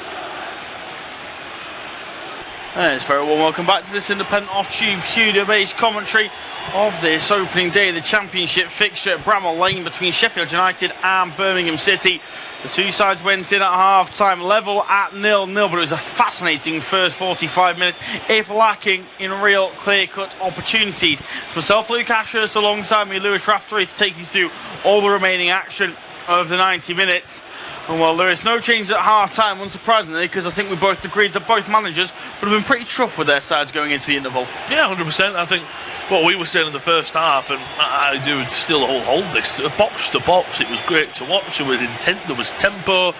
Just missing that final ball, and I think you kind of hit the nail on the head. Maybe the team's just missing a player like Gustavo Hamer, of course, if you spoke about. That's gone back to Coventry. Maybe a player like him, he couldn't lock the defence a little bit more, and the same for the Blues as well. Maybe that's just what they're missing, is that just that one player who is that bit of a game changer, a bit of a creator. I think that's all they're missing, because apart from that, it's been great to watch. It's been direct, getting no shots on target. I'm not saying that's the be-all end-all. I think maybe that would be a frustration for both managers in terms of right, what's the output? Well, we haven't tested the goalkeepers, but look, that's the first half. It's the first game as well. Well, let's be honest, both teams are looking to grow into this season, and as you said in the first one as well, these are teams of the same level, aren't they? So they're kind of just 1-for-1 with each other. Yeah, absolutely. Two teams finished in between these two last season. Dreadful campaign for Sheffield United, finishing 13th in that first half. It's the worst league finish since their last season in League One, all the way back in 2016-17. As for Birmingham City, look, on paper, it's a decent return back to the Championship on the first time of asking. But they had higher aspirations than 10th, and absolutely be hoping for more than that this season. Here they come now, driving down the left-hand side with Jay Stansfield. I'll run you through the lineups in a moment or so. But here comes the former Exeter City loanee. Back now to Cochrane. That's a decent ball into the box. Headed away well by McCallum. Only as far as Paik, his solace. Into a Watter, who will strike from distance, but it was always rising uncomfortably over the crossbar from the Japanese midfielder. So for Sheffield United, it's Michael Cooper in goal. A back four of Sam McCallum, Mark McGuinness, Jaffet Tanganga and Femi Sariki. Midfield four of Callum O'Hare, Joe Rothwell, Sidney Peck and Ramel Donovan, with Tom Cannon and Patrick Bamford making up the front two. And for Birmingham City, it's James Beadle in goal. A back four of Brightsea Samuel, Phil Neumann, Christoph Clara, and Alex Cochrane. Tomoki Iwata and John Solis make up the double pivot, with Carlos Vicente, Seung Ho Paik and Jay Stansfield supporting August Prisk through the middle. Here comes Prisk now down the far side. Was really not involved at all in that first half, it has to be said, but the Dangerman trying to get involved at the start of this second half, trying to get away from Femi Sariki, I should say, sorry. Goes back to Alex Cochrane. Here it is now with John Solis, downline to Cochrane once more. That's a good ball in towards the box, and that is a brilliant header away from Sam McCallum under pressure from Mercedes Samuel. Stansfield now trying to make a move down the far side, challenged well by Sidney Peck. What's the referee given here? I think he's given a throw-in potentially to Sheffield United. I'm not entirely too sure. See a replay of it now. What a header that is away from Sam McCallum under pressure from Mercedes Samuel. Yeah, bravery as well, because he's putting his head where the boot of Samuel is, isn't it? And great run as well from the full-back the attacking full-back, and it's a great just piece of defensive play from the defending full-back in McCallum as well. Still scrappy between the two sides. Ball forward, Cannon trying to find into it. Oh, here's a player as well. We spoke about someone unlocking the game. He's someone who has the ability to do that, just hasn't had the opportunity so far. No, absolutely. Here's the ball along the halfway line with Solis. Forward now looking towards Prisk. Pass intercepted well by Tanganga, then launched long towards Bamford, but read well by Samuel. Gathered in midfield now by Iwata. Brilliant interception from Callum O'Hare. And he skips away from Vicente and sets Sam McCallum free down this near side. Into O'Hare once more, turns it around the corner, looking towards Tom Cannon. He's been held up well by Brightsea Samuel. I think eventually the flag's gone up over on the far side. An offside given against the Republic of Ireland international. Let's go back to that chance for Samuel. It was denied brilliantly by Sam McCallum. Another brilliant ball in from Alex Cochrane. That's been the best route, arguably, for Birmingham City so far in this one, is get the ball to Cochrane out wide, because his delivery has been on point. Yeah, he's been fantastic. He put that great ball in that Paik headed wide, didn't he? And as you rightfully pointed out, let's be fair, you don't really want Paik in the 6-yard box header going for headers, especially because he was up against Tanganga and and McGuinness as well, wasn't he? So it wasn't like it was a free header, maybe an opportunity. If that's for Prisk, that's a better chance, really. Ball into the box, that's a decent delivery there. You're right, Cochrane. There was that one poor ball he put in from the quick corner that was taken on the left-hand side. Bar that, he's been perfect. Just haven't been able to get either the right player on the end of it or anyone at all on the end of it. Yeah, absolutely. So we're now on this near side for Birmingham City, deep inside Sheffield United territory. So it'll be taken by August Prisk. The big number 9 has got a mammoth throwing him, the 22-year-old. Here he comes now, charging in. That's a decent throw towards the near post. Heads go up. Michael Cooper will punch it against his own player, and that's how to play for a corner on the near side. Unconvincing from the Sheffield United number 1. See a replay of it now. It's launched towards the near post, where I think it was Solis challenging, and in the end Cooper's just punched that into the back of the head of Mark McGuinness, and out of play for a corner. Big man up from the back for the visitors, as Cochrane will float the ball in after the initial short corner. Vicente with the efforts towards goal, just wide of the post. Corner given after it seemingly took a deflection. The Spaniard can't believe he's not found the back of the net. I'd like to see how close it was in the end. Decent ball in again from Cochrane, and yeah, that's a crucial deflection from Patrick Bamford, because that was travelling quickly towards the bottom corner. He hits it so well, doesn't he? Does it, when you know, as you say, vital block from Bamford. It just gets his body in the right area. Corner, they're keeping the pressure on, taking short. Yeah, corner taking short once more. Strike's going to come in from distance. That's comfortably over the bar again from Seung Ho Paik, who I think has used up all of his sort of license to shoot from distance, because that's another one that's gone horribly wrong, leaning back on his right boot. And yet, comfortably over the crossbar in the end. And that little bit of pressure that was building on Sheffield United has all of a sudden been relieved. And an opportunity for the Blades now to try and build out from the back as the ball goes long towards McCallum. Header won though by Assis Samuel. Gathered on this near side now by Paik. Held up well by Callum O'Hare. It's back now with Assis Samuel once more. Iwata into Seung Ho Paik. Ball down the line looking towards Vicente. He was definitely being pulled back there by Mark McGuinness. Both the linesman and the referee had a good view of it, but nothing given by Gavin Ward, and play will continue with Sheffield United in possession. Header won though by Clara along the back foot. Ball spread over onto the far side now for Sariki. Now by Sidney Peck. McGuinness now, near side from McCallum again. Skips away from Carlos Vicente and will chip one in behind, looking towards Cannon, but he just didn't make the run from Cannon. And I think we're probably getting to the point now where in 7 minutes' time, when we hit the hour mark, I'm not sure Tom Cannon will still be on the field. No, he's been pretty poor as Cannon, unfortunately, hasn't he? I will say in the long balls, in terms of when he's had to go up against someone like Clara, yes, that's unfortunate going up against him, but that's the opportunities where you've got to look and say, you know what, if he makes a run and McCallum's overhit the pass, that's a different question than he didn't even make the run, he didn't look interested. And you've already spoken about, I mean, looking at the bench, you've already spoke about Tyrese Campbell. I'm a big fan of him as well. He brings a little bit different, he brings that pace, doesn't he? He will run in behind, he will take that risk. And I think with this Birmingham backline, we'll look at Clara and Newman. If you can just not go up for... Cannon's going up against them, so is Bamford. I think Campbell will be the striker who wants to get in behind, and that's where they might struggle, and especially against fresh legs of Campbell. I think that might be a problem for him there. So yeah, I think if Cannon, he hasn't really impressed for me this afternoon so far, and I think you're right, it's only probably a couple of minutes until Wilder's looking at his bench and maybe subbing him off. Yeah, Chris, John Solis has just won a free kick inside the centre circle in Sheffield United territory after Ramel Donovan fouled him once again. He just had a word there with Gavin Ward, did the Colombian. So that's the fourth time now that he's been caught from behind by the Brentford loanee. As the ball is swung into the penalty area, McCallum's done brilliantly well, I thought initially, to keep the ball in and stop it from going out of play for a corner, but I think linesman may have disagreed and he's given the set piece in the way of Birmingham, just to say that.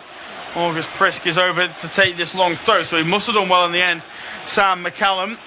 And I do think, going back to my original point, that Ramel Donovan might be one free kick away from picking up a yellow card, because it might not be the 4 that John Solis reckons it is, but it's certainly at least 2 or 3 on this occasion now, as the throw-in comes in from Prisk, headed away well by McGuinness, on the back towards the danger zone by Iwata.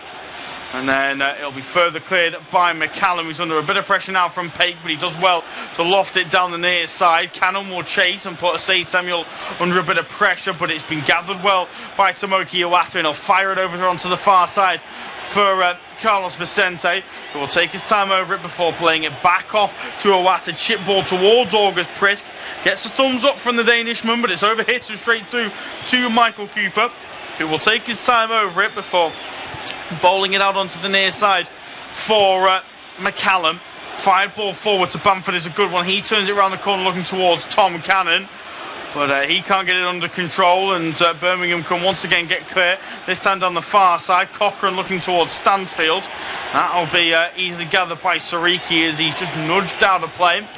Sariki now looking for options around him with this throw, but he doesn't rush in taking it. Double change being ready by Chris Wilder. We thought one change would be coming sooner rather than later. Tyrese Campbell is indeed one of those changes. Tahith Chong another. He was unfit to start this afternoon after going off with an injury last time out in the EFL Cup against Mansfield. Hence a start for Ramel Donovan, who impressed at times in that first half but has been quiet so far in the second. You can imagine it's probably a like-for-like change in Cannon off for Campbell and Donovan off for Chong, but we'll wait and see. Right now, Sheffield United coming forward with their skipper Tanganga.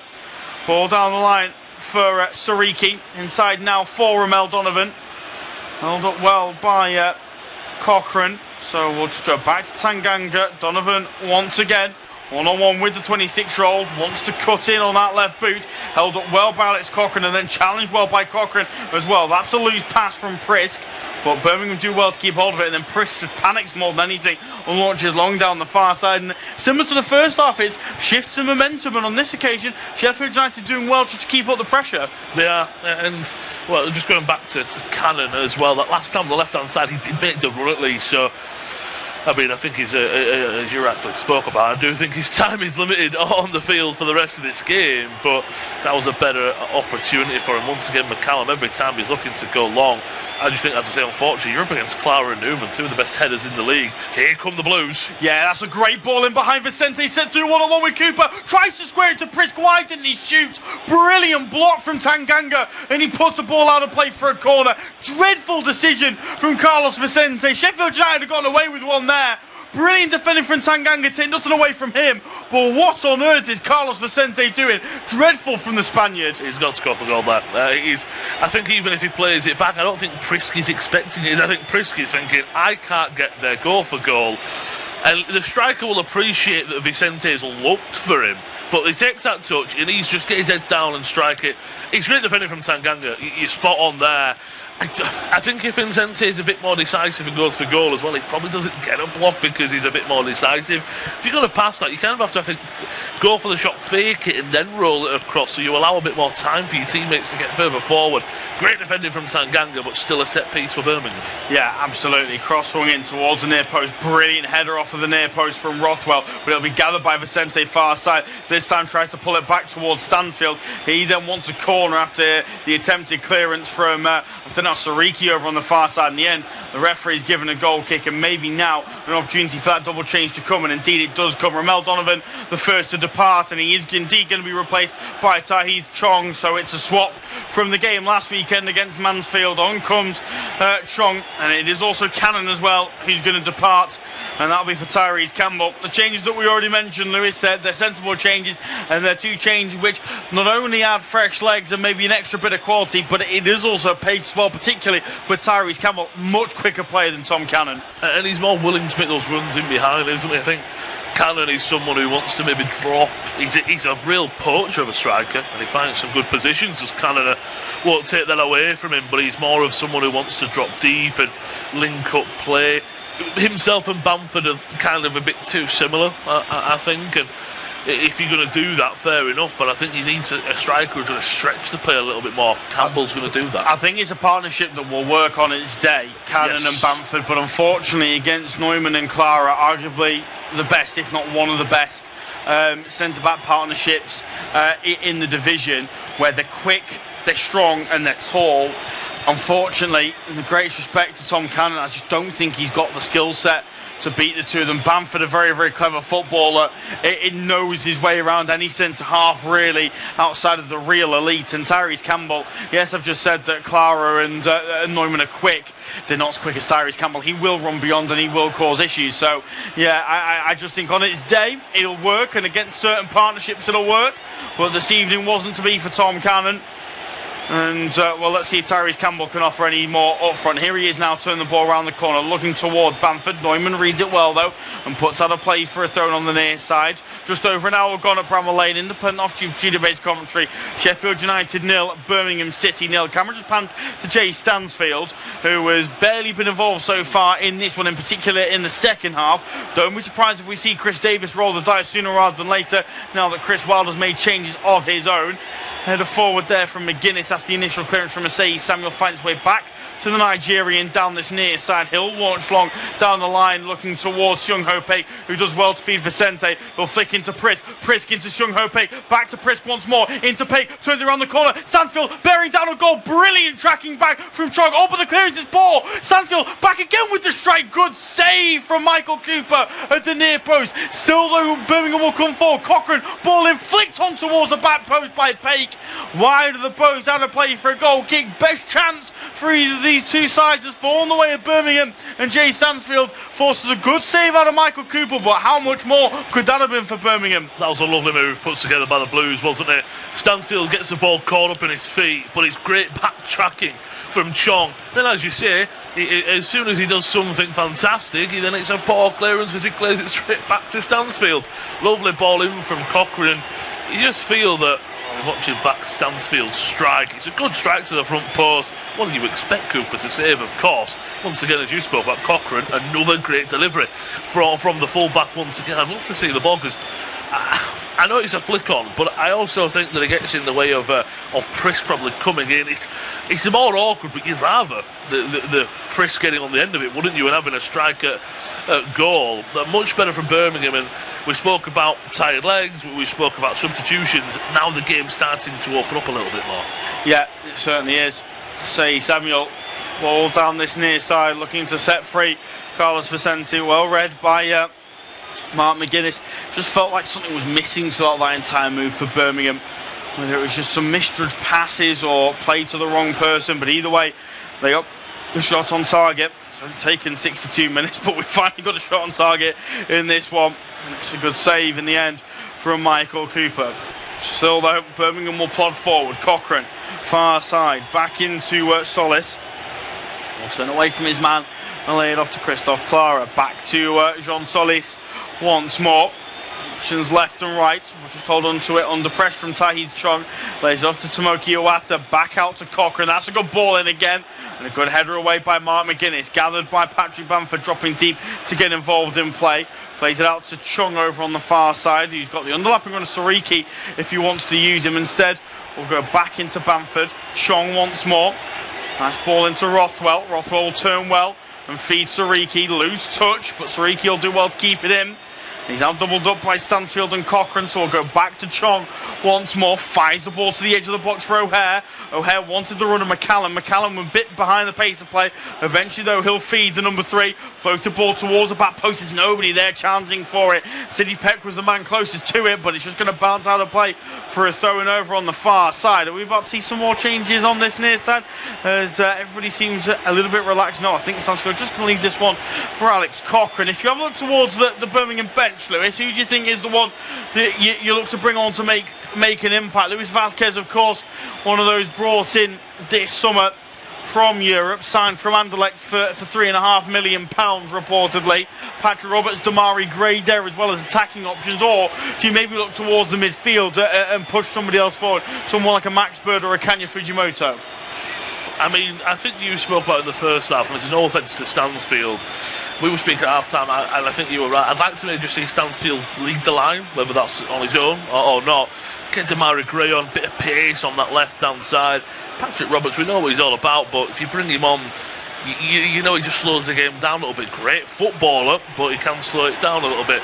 Max Bird, we were speaking about, well, he only signed, 24 hours ago? Less than 48, basically, hasn't he? So we know he's a great player, but possibly still bedding into the side and the system. So, I mean, he's a great player, I know, but, I mean, I'd maybe be tempted to maybe take one of the three of Peak, Solis or Iwata off, put Stansfield up with Priska, and then maybe bring Demari Gray on the left-hand side and go a bit more attacking. Poor clearance from Tanganga. Strike comes in from Stansfield from distance on the volley.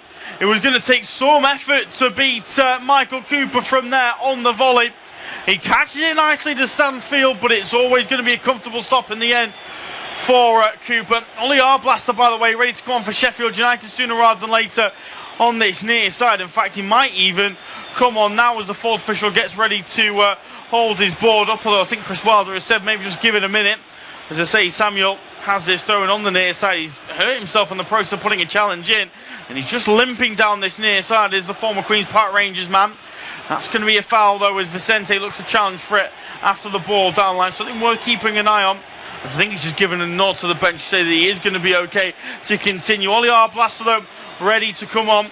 Off it is Joe Rothwell that comes off, who I think has had a really, really neat and tidy game. How often do we say if you don't mention a central midfielder, they're probably doing all right in the game? And off comes Ollie Arblaster, I should say, to replace him. Always great to see Ollie Arblaster on the field. Had a torrid time with injuries over the last year or two or so. So really, really good to see him on the field. And I always think he complements City Peck brilliantly. They're a really good duo, aren't they? I think you're spot on there. And he creates well with the injuries. You never want to see a player go for that, especially when he's a fantastic player. No offence if they're not a great player or not. But yeah, Joe Rothwell has been exactly what you said. He's been that 7 out of 10. We haven't mentioned him, but has he give the ball away? No. He's won the ball. Yes, he's been quiet. He's been exactly what a defensive midfielder is supposed to do. He's had a bit of that experience head as well, hasn't he? Because he will get forward, but he's almost saying to the Pet, look, I'm going to cover this. I'm going to get the ball. We'll play some nice tidy passes. You go do what you have to do. He's been always that, again, just that steady hand wherever he's gone, hasn't he? And he's a great addition, I do think, in the middle of this afternoon. He's been great. But Ollie Arblaster adds that bit more of a, again, maybe that killer pass that you're looking for from deep. So maybe that's an opportunity that he can get it in behind. He's still waiting for the likes of Campbell and Shong to make an impact. But I think that's because you spoke about the momentum. The last 10 minutes or so has really been Birmingham. But Chris Wilder, credit to him, he's gone to his bench and he's been the one who's been a bit proactive about that. Carlos Vicente has left Sam McCallum stricken on the deck here in quite some discomfort. The full-back, this is not what you want to see at all. It wasn't a great challenge from the Spaniard, and rightly so. The referee's assistant flagged to say that's got to be a free kick for the challenge on the 25-year-old. He looks in a fair bit of pain, but okay to continue by the looks of things.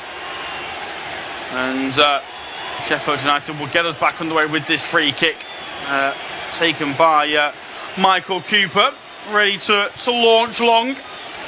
We're still yet to see a change from Chris Davis. Interestingly enough, as long ball is sent forward towards Tyrese Campbell, he loses out to Neumann, as then the clearance finds its way to August Prisk, who is getting a few choice words from Carlos Vicente down this near side, saying, why have you tried to flick that on? Should have tried to bring it down yourself. Either way, Sheffield United will come forward again. Bamford now goes up to challenge with Neumann again. Asai Samuel, ball down this near side, can't be brought down by Vicente. Blaster with his first touches, plays the ball back to McGuinness. Further back now for Cooper, who will launch a long right-footed ball over the top towards Tahith Chong, which is massively overhit and straight through to the feet of James Beadle for 4 years his junior. The Birmingham #1, formerly of Sheffield Wednesday, of course. Spent a season and a half out on loan with the Owls from Brighton. Was very, very successful with Wednesday before joining Birmingham on a couple of loan spells himself. I'll break off because here comes Sheffield United down this near side. O'Hare trying to get away from Asai Samuel, held up well by the Nigerian. This is really good though from O'Hare. Although the space in front of him has very quickly dried up. Now Arblaster trying to turn it around the corner. That pass has been intercepted and the ball just bundles out of play for a throw-in on this near side. 3/4 of the way through this one at Bramall Lane. Independent off-tube studio-based commentary. Sheffield United 0, Birmingham City 0. Really fascinating game of football so far to cap off the opening day of the Championship season. I'm going to hand it over to Lewis to take us through to full time. Cheers, Luke. You spot on there. It's been a much better second half as well. I do think personally it wasn't a bad first half at all. I thought it was a really good one, but the second half it's been a bit more open. There's been a bit more opportunities, hasn't there? And it's going to be a long throw and coming in that's easily dealt with, but I think goes back out for a second consecutive long throw in the left-hand side for McCallum. There's a decent one on it. That's a really good delivery. Goalkeeper comes and claims it decently, then Iwata just thumps it away. Will force Cooper to come well out of his area, and he doesn't take any risk, and he lumps it back forward looking for Bamford. Battles away with Clara. Once again, I don't think he's lost an aerial duel. That's a poor header though from Asai Samuel. Campbell, first time ball into the box. Well, it's cleared off the head of O'Hare. Takes that right on the face, and it goes back to the goalkeeper. I mean, that'll wake you up if anything. Oof. If I'm honest, Newman doesn't get that much on it, but it takes a real whack, does O'Hare. It goes right back to the goalkeeper, but midfielder back up on his feet. Used an exchange of a bit of a high five, because Newman didn't mean to punt it right in the face of the Sheffield United midfielder. Back to Beadle, who will go long. Of course, both these goalkeepers, I think, have been given the tactic to go long. Both the centre backs and defenders are not sitting deep, they're going forward. They want to win second balls. I just think this afternoon that's been the tactic of both, so it's kind of one has done the other. Solis, he's had a really good game in the middle as well. He wins the ball well, turns away from his man, poor pass. O'Hare picks up, he's going to slide it to the left to Bamford. Again, that's where, as Luke's already spoke about, that yes, Clara and Newman are physical, tall defenders, but they aren't slow either. Bamford, even if he would have got there, trickled into the arms of Beadle, he's not going to get there anyway, because Newman would have got there first. If that was Campbell though, could have been trouble for the Blues. Another long ball forward, flicked on by Prisk into the arms of Cooper, right hand side. Looking for a 1-2 is Campbell with Chong. Lovely play there from the skipper Clara. So coming into the day, back-to-back years as the Birmingham City player of the year. Shows how important he is at the back. As I say, he's not just a tall physical monster of an individual, he's a great leader, of course, of the squad. He's got a great relationship at the back with Newman, as you've already pointed out, Luke. They're a great partnership at the back, and I think as well that's the thing with this Birmingham City squad. They've got so much of what you already need for a side. I think Luke in the moment as this is an opportunity, maybe ball over the top. Vincente will find a bit of space on that right hand side, and he's forced to pull it back to Price. Looks for a 1-2. He's going to get it back, but in a worse position is Vicente. He goes back to Asai Samuel, passing to Iwata, back to the full back, but now the Blades have got bodies back. Vicente, right hand side, floats one into the box, deflected away. McCallum with another header away out of his own area. Solis, he's so strong in the middle of the field. He's looking for that run on the left. He will find Cochrane. Can he find a ball into the box? Ball in, and it's off the head of Prisk, but he just doesn't get the effort, doesn't get the header that he wants on target. Once again, you can see Solis asking for Cochrane. You've pointed out so many times, Luke, his delivery, that's much better. Actually, apologies, it goes all the way through. So I'm taking a bit off there. But could Prisk have flown forward a bit more? Well, I was just about to say, you said, it's come off Prisk. I was about to say, I don't think it has, because he gets himself in such a tangle. I mean, all he's got to do, bearing in mind, he's not short by any stretch of the imagination. He's well over 6 foot. All he's got to do is just get himself in a position to poke a leg at it and tap in from close range, but he gets himself in all sorts of bother. Does August Prisk, and yeah, a really, really odd one, but another great ball in from Alex Cochrane. Slightly surprisingly, the first change being made by Chris Davis, and it's to take off Jay Stanfield and bring on Damari Gray. Look, I don't think bringing on Damari Gray is a bad decision by any stretch of the imagination. I'd have had Stanfield up top. Chris Davis clearly fancies August Prisk. He's clearly a big fan of the Danishman, but I just think in this situation I'd put Stansfield through the middle, get him running beyond, and I have Damari Gray out wide. But you know, who am I to say? I questioned whether bringing off Jan Dopotnik for Adamida was the right decision in the 3 o'clock game between Stoke and Swansea, and Adamida scored 30 seconds after coming off the bench. So what can you do? We'll wait and see. I just think that he's got it wrong there. Ball forward though, finds Bamford in the area, one-on-one opportunity. Great save. Big save, great save from Beadle there, as Luke rightfully says. I mean, it was back and forth there, because for a moment I thought Priss was going to take a touch and play it in for Demarai Gray for a one-on-one opportunity, but that's how quick Sheffield United can transition. Great ball from O'Hare. Bamford is good for his touch. He's a little bit wider than I think he would like, but it's still a great save from Beadle. It's big and strong from him as well. I'd probably say that's the biggest chance of the game. Yeah, I think quite possibly. It's a better angle, isn't it, than the one for Jay Stansfield. That's a huge opportunity. The midfield is all over the place at the moment for Birmingham City. They're stretched all over. I don't know whether it's tiredness setting in for Solis and Iwata, but they're just not in control as much. And all of a sudden, Callum O'Hare really growing into this one. He's finding his feet. Is the Blades at number 10. Demarai Gray had a run at Sariki, but credit to Chong for getting back and just slowing down the tricky winger. Now he's got a one-on-one against said Chong. Takes it down the byline. Fizzes one into the box. No one is there to poke it home, and it will trickle out. No, Sai Samuel does really well, incredibly well, I have to say, to keep that in place. So Birmingham will keep this attack alive. I thought that was a great ball in though on the left from Demarai. Great ball forward to Sai Samuel in an offside position. Really poor there. But watching that back, I mean, well, I want to look more at the runs in the box. Prisk, he's not a single player attacking the 6-yard box. I'm not being funny. Sheffield United have left the corridor of uncertainty open all evening, right? And Birmingham have attacked it brilliantly down their left-hand side, whether it be through Cochrane or through now Demarai Gray, all evening. And yet somehow nobody in a yellow shirt once has gone to attack that space except Seung Ho Paik in that first half. Honestly, Alex Cochrane, in my eyes, is man of the match this evening, and I tell you what, I'd be absolutely furious if I was him, because he's been, sold short time after time after time. Double change now being made by Chris Wilder, his last roll of the dice. Ryan One coming on for Patrick Bamford. Light-for-light change there, and Harrison Burrows also entering the fray. He comes on for Sam McCallum. Again, another light-for-light change. He's just about getting fresh legs on, I think, at this stage of the game for Wilder, and seeing if somebody can unlock what has been a very, very solid Birmingham defence so far, that is starting to show a few cracks because of the lack of midfield. Here's a chance though. One with his first touch. Great save from Beadle. Still the chance there. Campbell with the effort save by Beadle again. I think the flag has gone up against the young Scotsman. Let's have a look from the replay now. Yeah, good decision from the linesman. Brilliant from O'Hare to win the header up against Clara. But yeah, One just drifting offside, and great decision from the referee's assistant.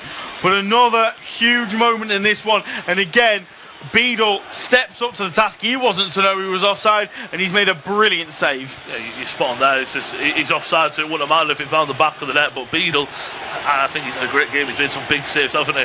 Just going back to that first chance as well, Chris, quickly. What, if anything, was telling for me, you saw Vicente. If you look at him back, he was pointing to Chris going, why are you not making that run? What are you doing? Where's that run? Yeah, I think Gray's come on. That's his first great ball. But I think you're spot on about Cochrane as well, Luke. That he's put so many good deliveries, and he'll just be saying, well, what's the point of putting him in if no one's going to get on the end of him? Here come the Blades. Right hand side. Chong cuts inside on his favoured left. Back to Arblaster.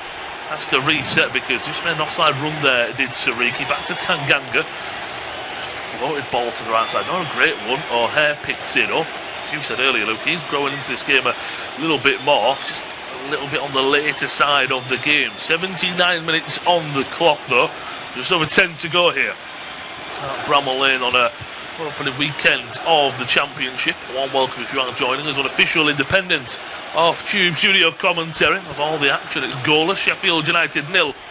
Birmingham 0. Best chance probably of the game. It's been a close game. Great game to watch a couple of moments ago from Patrick Bamford. It's a great ball winning tackle in the middle from Arblaster. Quickly into O'Hare. First time pass from the Blades playmaker into the path of Bamford. There's going to be another substitution coming on now for the Blues as well. Paik is going to make way. So that's only, they've made all 5 changes of the Blades. It's only the second change for the Blues. I remember last year when I covered a lot of Birmingham games, it didn't seem to make many changes, and I think, if I'm honest, that was the problem at the back end of the season. Max Bird's going to make his Blues debut And just when you look back at them, they probably just ran out of legs and ran out of steam because so many players played so many minutes.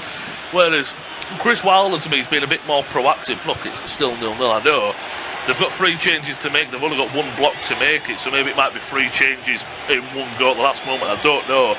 But at the moment, I think in terms of changes, you're seeing a bit of 2 different philosophies from coaches. One wants to make 5 changes, fresh legs on, keep going. Whereas Chris Davies wants to make changes but believes in the 11 that he selected clearly. Yeah, well, I think this is a problem. This is the issue with Chris Davies. I just don't think he knows how to get the best out of his bench. I think he's got a fantastic bench, one of the strongest squads in the division, to be brutally honest. And I just think he misuses a lot of these players, or doesn't trust a lot of these players. Could you really say that Damari Gray could have only, are you only allowing Damari Gray 15 minutes to impact a game which has been as tight as this has been? Are you really not having a look at it and going, okay, we're relinquishing a little bit of control, the game's becoming stretched, why don't I bring on Fujimoto or Max Bird earlier on? Do you not say, I say Samuel Pitt has picked up a bit of a knock, let's just get Ethan Laird on just to make sure? It really, really bizarre from Chris Davies, and the change as well that he makes, I just don't often think that they're the right ones. No, I agree with you. I'd definitely kept Stansfield on. Without a doubt, he's a player. He's a goal scorer. He's always going to be there, isn't he? I think when we look back at that Prisk opportunity moments ago with the ball from Gray, you know that Stansfield would have been. He'd have been on the bench. Look at his lips at that chance. Great play down the left-hand side, driving forward. He's still got the ball. Osai Samuel, I think he's had a great game defensively as well. Just up and down that right-hand flank, deals with it, wins the ball. Clears it only as far as Arblaster to Burrows on the left hand side. Burrows is another left back. I think we've got 2 great options in McCallum and him. Ball forward, Campbell, edge of the area. Burrows picks it up. Can he get a strike away? Can he get a ball into the box? Is he brought down? Referee says no. I agree with you first, Luke. When on first watch, I'd love to see a replay. Maybe how Burrows goes down doesn't help him. Well, he's not appealed for it, so it can't have been. It looked straight away that he'd been brought down, but maybe it's one of those where he knows he's overran it and panics and just hits the deck. I'll be honest, it's a huge opportunity for Sheffield United. The fact they didn't even get a shot off, really disappointing. That's a foul there on Callum O'Hare from Christoph Clara. And the referee just calming John Solis down. He's not overly happy with the decision. It's a brilliant move from Sheffield United. In the end, it just falls to Harrison Burrows. Oh, should be yellow carded for that. That's a dive. That's really bad. I mean, he sold me and you, Lewis, so it can't have been too bad. But, yeah, no, that's really bad from Harrison Burrows, and he absolutely should have been yellow carded. It's bad from Gavin Ward that he didn't. Fantastic play though for to open up the space, and the fact that the shot wasn't gotten off is really, really poor. Yeah, I thought if he were going to take it, he cut inside with left boot foot, could he kind of drag a shot to the bottom corner? Well, Birmingham, they've got a free kick here. Do the Blades looking at the sideline? It's like Ethan Laird definitely preparing to come in a moment. Sheffield United have a problem here. Yes, in picture of it. One, who's only just come on, he's already gone down. I'm not quite sure what. He's older than his lower right leg, so I'm not quite sure what it is what he's done. Watching this Burrows dive back. He's one of them where he puts his right leg up and his right leg back, and then he goes down, doesn't he? I don't think there's any justifying that. It's how he looks up and goes, please don't give me a yellow card. Yeah, he knows straight away what he's done, and yeah, that's really, really poor from Harrison Burrows. This is a worry for Ryan O'Neill, because he's come on and he's looked really, really dangerous. A couple of runs that he's made, it looks as though he's got a non-contact muscular injury pretty much as soon as he's come on, and it looks like Sheffield United are going to end up finishing this game with 10 men, because One's not going to be able to continue. I mean, that to me tells me he's not warmed up properly, and he looks absolutely beside himself right now, Nate. But I'll be honest, it's never a great look when a player picks up a muscular injury that quickly after coming on. And I think by looks things, Chris Wilder is absolutely furious on the sidelines. He cannot believe that has happened, and I think he's probably getting the news from the medical staff that he's done and dusted, and you're going to have to finish the game with 10. Yep, and I think as well, because the coach will. The coach makes a sub, doesn't he? But he'll be looking at the medical staff going, have you not done your... He'll be looking at everyone and going, well, have you not done your job? He is on the sidelines, getting taped up. So it looks like he might just kind of try and soldier this out. But it's very similar. We covered the game at 3 o'clock, Stoke Swansea, Luke spoke about. Boston Lawal had that bit of a groin injury, didn't he? Played on for the first half, went off at half time. Ball is swung in, dealt with by Birmingham. So for the moment, they are down to 10 men. Sheffield United, ball into the feet of Prisk. And we'll back to that Lowell thing in a moment. That's down the right hand side. It's a heavy pass for Vicente. Gets on the end of it, floats one into the box. Dealt with at the back though by McGuinness. Knocks it back and ball will be pumped along. 85 minutes on the clock. Goalless at Bramall Lane. Sheffield United 0, Birmingham City 0. Nice piece of play from Asai Samuel to the right hand side. Ball comes in from Iwata. Cleared away only as far as Chong. Great clearance and either from a Manchester United man, Gray. Hasn't really had the impact you'd want, but he did put that one fantastic delivery in down the left-hand side, which no one ran in for. Say Samuel, that is a delivery right into the arms of Cooper. You can see a mile away that he's going to claim that over Prisk. He might just slow things down on it. Still off the field of play. I'll say he was getting taped up, and my thought with the Lowell situation, there's a similarities as Cooper's just going to kind of boot it a 40-20 rugby-esque, if you will, is he wants to carry and soldier on, of course, because he don't want his team going down to 10 men. You feel that that's maybe picked up a knock and you're out a week or two. Same with Lowell. He goes off minutes later. By playing on, I know it might be a low intensity, but he could very much injure himself a lot further than what the injury currently is. It's too long to play with 10 men though, Lewis. It really is. They've been believing themselves well short for far too long. And so, if anything, you'd feel guilty for not going out there and giving it a go, and that's exactly what he's going to do. Double change though being made by Chris Davis. His final 2 changes he can make because he's already used the 2 blocks previously. Luis Vazquez comes on for his first league appearance for the club. He'll come on up top to replace August Prisk. And then Carlos Vicente also departed the field. He's replaced by Ethan Laird. Potentially Laird will slot in at full back and Asai Samuel will come further forward. Although having said that, Laird seems to have just gone in at right midfield. I think either or could do that job. They've gone with Laird on this occasion. But yeah, let's wait and see whether Vasquez can have a better impact than Prisk. Yeah, I think it's almost reminds me of when Scotland had Robertson and Tierney on the left-hand side. One will go forward, one will sit back. That is what I can imagine will be on the right-hand side. Long from and coming up here from Birmingham. Laird swings it in. Nodded away by the Blades, only as far as Laird on the right-hand side. Great defending there from One, and he clears it off Laird as well. And he goes out for a throw-in for the Blades. I'm sure that got a massive round of applause at Bramall Lane. That, as you rightfully said, it's too long to continue with 10. But you know what? Some players might say, I'm not coming back on, I'm injured. So some players might say that and say to the medical staff, yeah, I'm injured, I'm not coming back on. One has, been taped up and come back on. You've got to say that that's a piece of dedication. He's only just come on, of course, and wants to stay on the field and play long ball forward. Too much on that for Vasquez. He's had a play for a goal kick for the Blades. 2 minutes left of the 90. Hasn't been too many stoppages in the second half. It's been a great game of football. Bramall Lane just maybe lacking those real clear-cut chances and of course goals, but who knows? Might get a bit of late drama here between the Blades and the Blues. But on opening weekend, both teams again will probably finish in a very similar position, or are hoping to. Of course, playoff ambitions as well for both these sides. Maybe playoff or bust, especially maybe for Chris Davies. You'd have to say that goalless draw, it's not the worst result on opening weekend. No, it's not the worst, but knowing Chris Wilder in particular, it's not. He doesn't want not the worst result. He wants to win every time he leads Sheffield United out, and so he'll be mightily frustrated with how this game's gone if they aren't able to find all 3 points. And I think Chris Davis will probably look at it and say, again, it's another missed opportunity. He unfortunately has not really got the time to be accepting 0-0 draws when they've had the chances to win.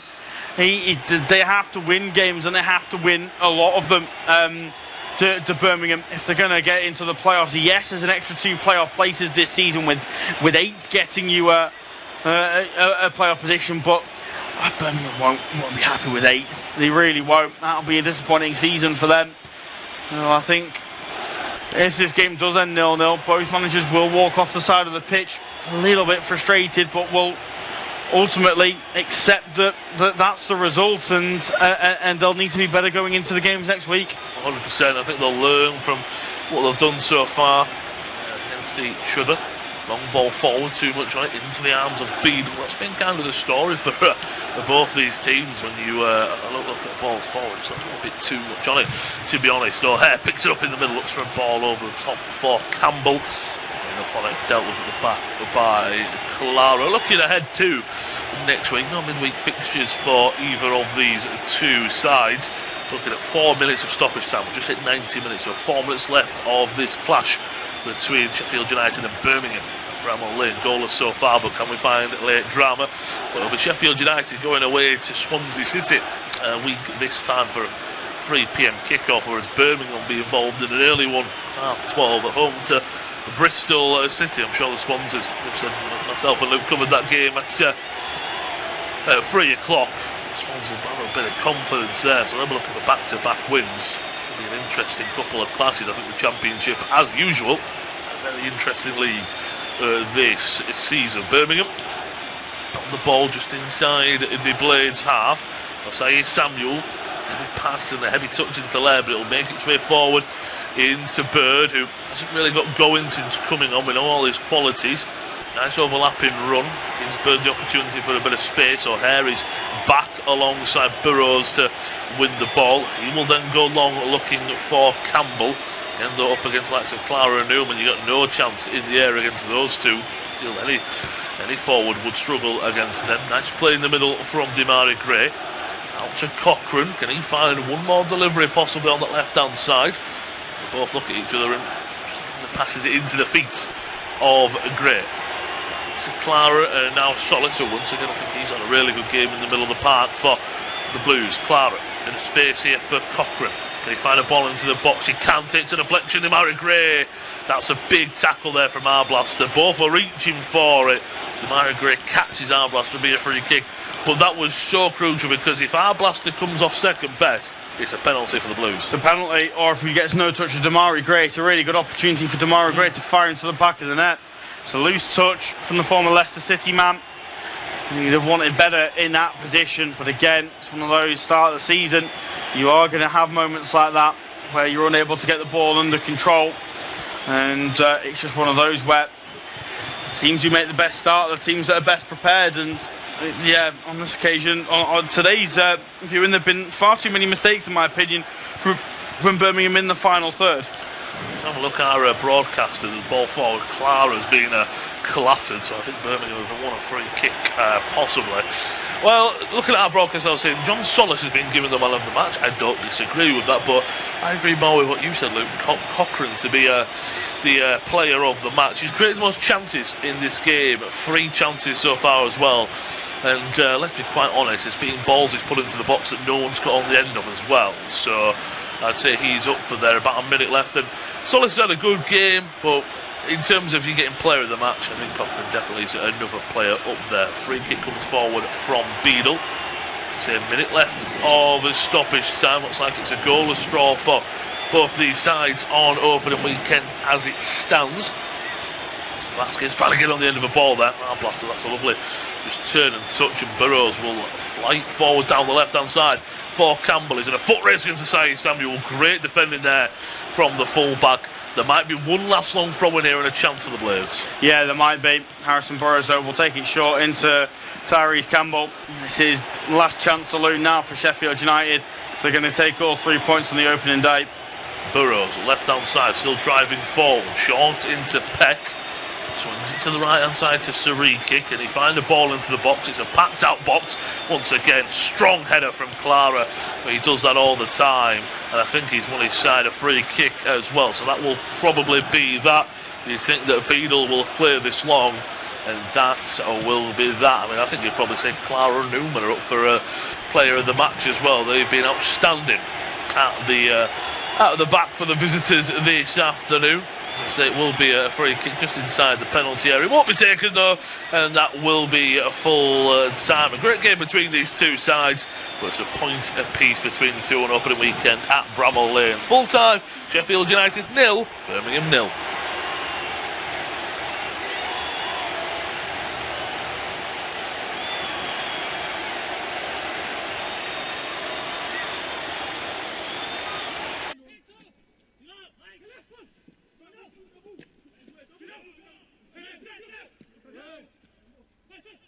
Our next football commentary match is getting ever nearer, so why not take the opportunity of having a bet on the match? Whether you're interested in betting on the match result, the first player to score, the last scorer, correct score, double result, total goals market, handicap betting, or any other of our exciting...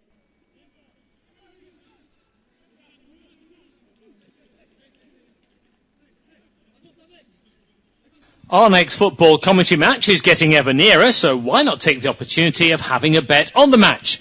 Whether you're interested in betting on the match result, the first player to score, the last scorer, correct score, double result, total goals market, handicap betting, or any other of our exciting market, it's fun to be involved.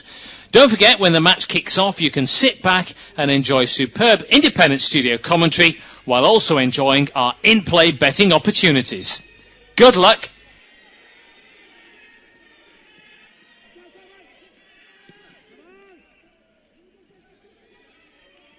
Our next football commentary match is getting ever nearer, so why not take the opportunity of having a bet on the match? Whether you're interested in betting on the match result, the first player to score, the last scorer, correct score, double result, total goals market, handicap betting, or any other of our exciting market, it's fun to be involved. Don't forget, when the match kicks off, you can sit back and enjoy superb independent studio commentary while also enjoying our in-play betting opportunities. Good luck.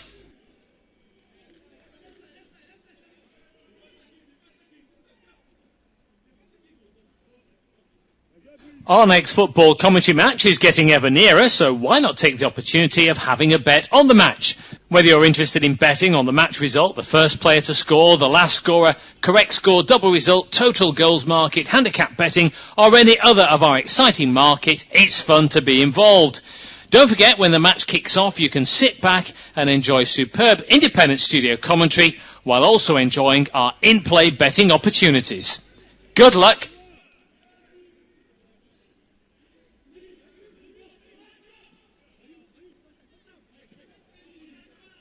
Our next football commentary match is getting ever nearer, so why not take the opportunity of having a bet on the match? Whether you're interested in betting on the match result, the first player to score, the last scorer, correct score, double result, total goals market, handicap betting, or any other of our exciting market, it's fun to be involved.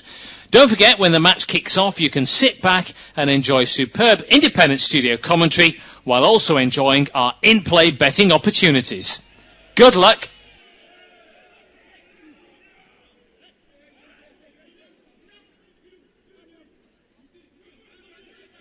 Our next football commentary match is getting ever nearer, so why not take the opportunity of having a bet on the match? Whether you're interested in betting on the match result, the first player to score, the last scorer, correct score, double result, total goals market, handicap betting, or any other of our exciting market, it's fun to be involved. Don't forget, when the match kicks off, you can sit back and enjoy superb independent studio commentary while also enjoying our in-play betting opportunities. Good luck.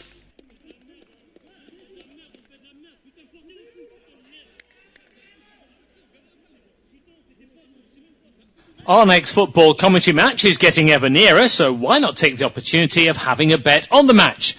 Whether you're interested in betting on the match result, the first player to score, the last scorer, correct score, double result, total goals market, handicap betting, or any other of our exciting market, it's fun to be involved.